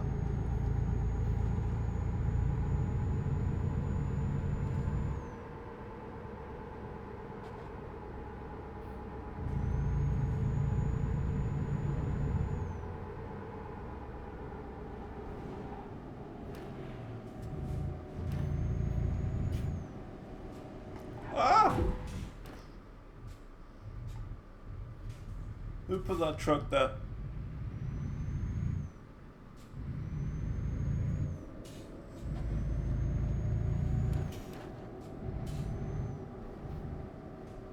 He just got a concussion. Oh, that's what it is. It's one of Santa's elves. He sees me trying to go as northern as I possibly can. He knows. It's one of Santa's elves trying to sabotage me, trying to stop me from reaching Santa's workshop. They know I'm coming after him. It's like the Truman Show. It is. It's exactly like that.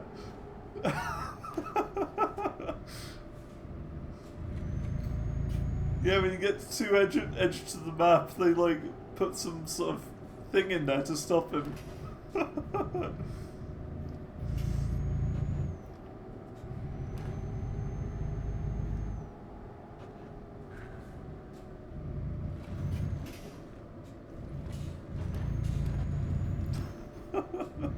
That's a good film, that. It's a good film. That's it right there. That's Santa's compound, you see? That's got to be it. Look, there's security right there, you see? That has to be. Yeah. It's got like a full-on compound area. Like, this guy is... Like, he looks like he's got nothing, right? Is that a guy? No, that's a woman. That woman looks like she's got nothing on her, but she's actually got like an assault rifle behind her back. And she's like looking out. She's like trying to find people, trying to infiltrate. It's Mrs. Claus. Very possible. See, look, that big brick wall there, that's the entrance to his area. He's got like a giant wall because he knows that there's going to be lots of attention. I can't get through there. There's very obviously an invisible wall here, unfortunately.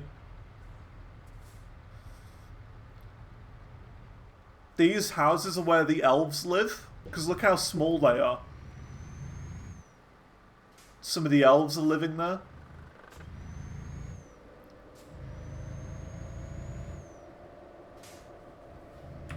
It'll make sense. It totally does make sense. This is it.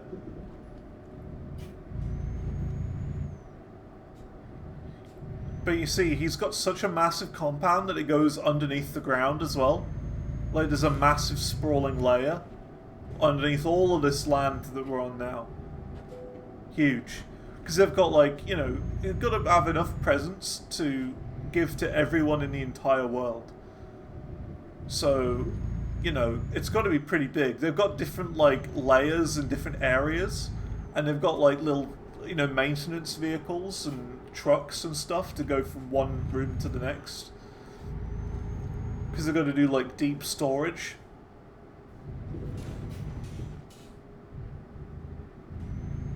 Huge amounts of deep storage for all the presents.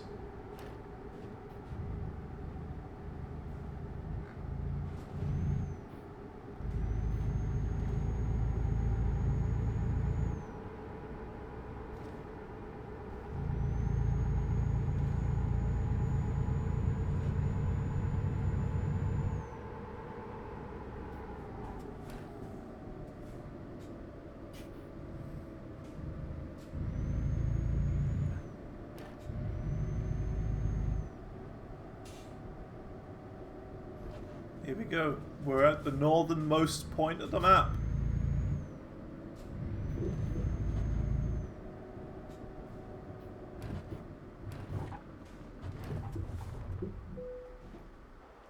Ta-da! Nordcap.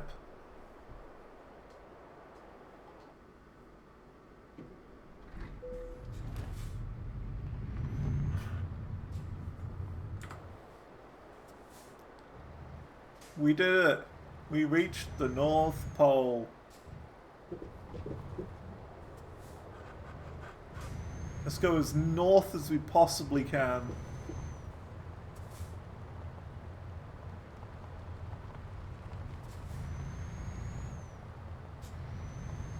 I'm so upset there's no snow. Yeah, there should be. There really should be snow here.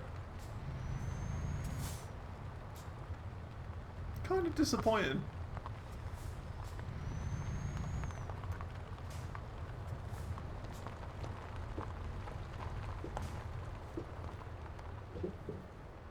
We gotta have like a picture spot up here. We have to.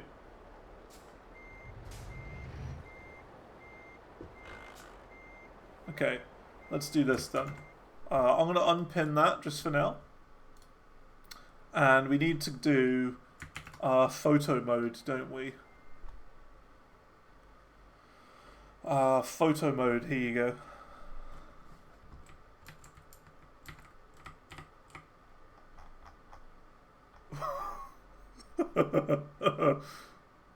Aren't you a bit cold?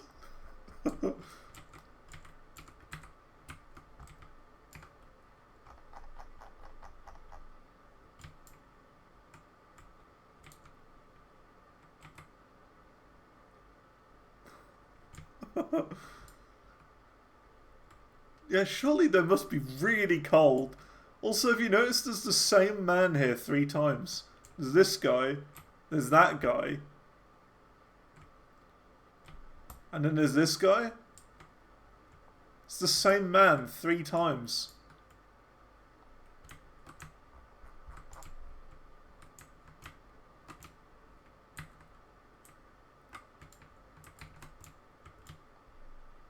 Okay, let's make like a proper picture.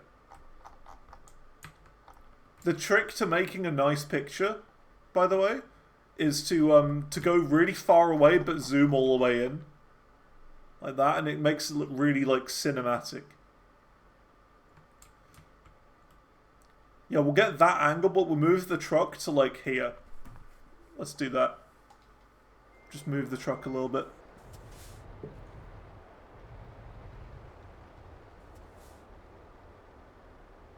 To like there. That'll do. Here we go.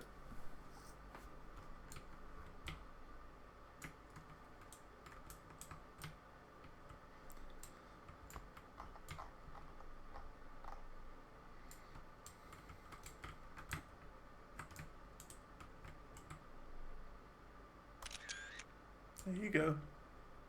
There's a picture. Say cheese. And now we'll do it in the other direction. Like me looking over here into the distance.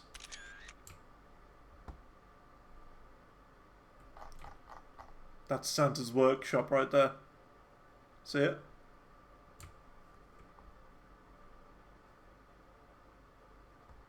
It's very blue.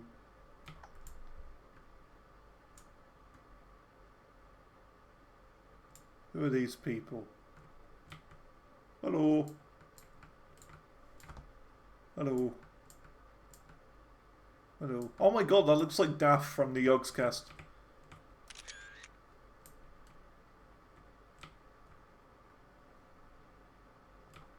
Oh my god.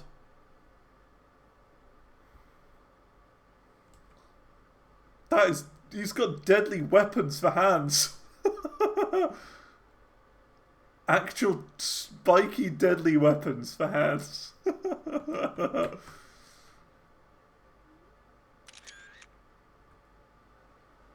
Oh my. That's terrifying. That's like something out of Resident Evil, that is. Spikes for hands.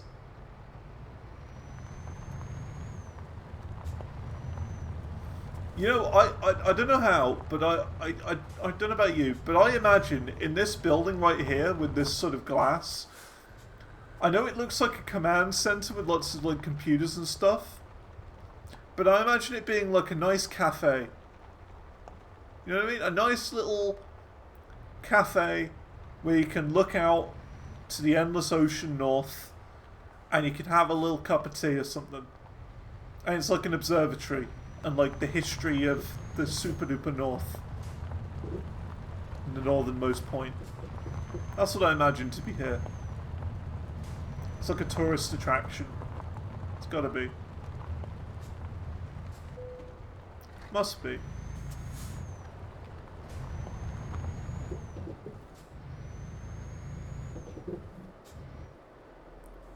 Well, there you go. We made it to the very northernmost point of the map. I am disappointed there's no snow, but I don't know. Maybe that'll be, I don't know, something they add at a later point, like seasons or something. I don't really know.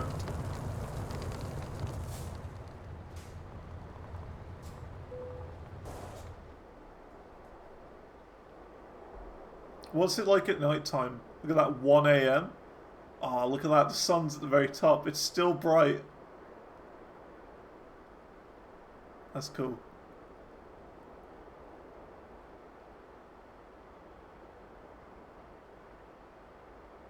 Actually, yeah, we can check that in photo mode as well, can't we? That's the thing you can do, right? You can change the weather in photo mode. How do you do that? Photo settings, here you go.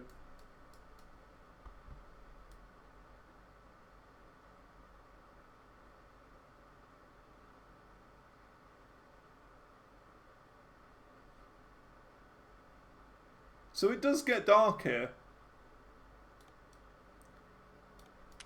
Whoops. So it goes like over there. And then what, does it go up there?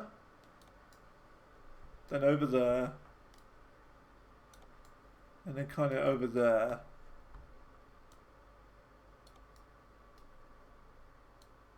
And over there. So yeah, look at that. So the sun never actually sets. It just spins around. Like at varying levels. Interesting. I knew that it never set up here, but I didn't know exactly how it went. But that's really cool though. Very, very good detail.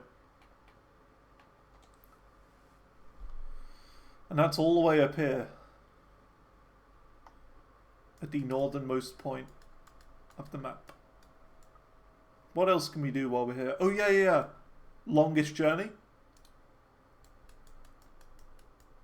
That's 3,400 miles from there to there. To the bottom of there. What about here? 3, 4, 6, 7. 3, 3, 3, 3. What about down here? 3111. What I hear? 3036.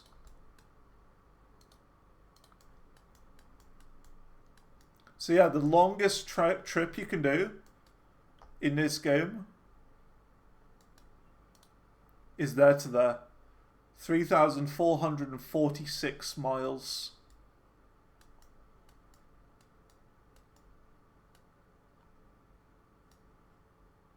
Cool if they added Northern Lights. Ooh, that'd be good. That'd be really cool.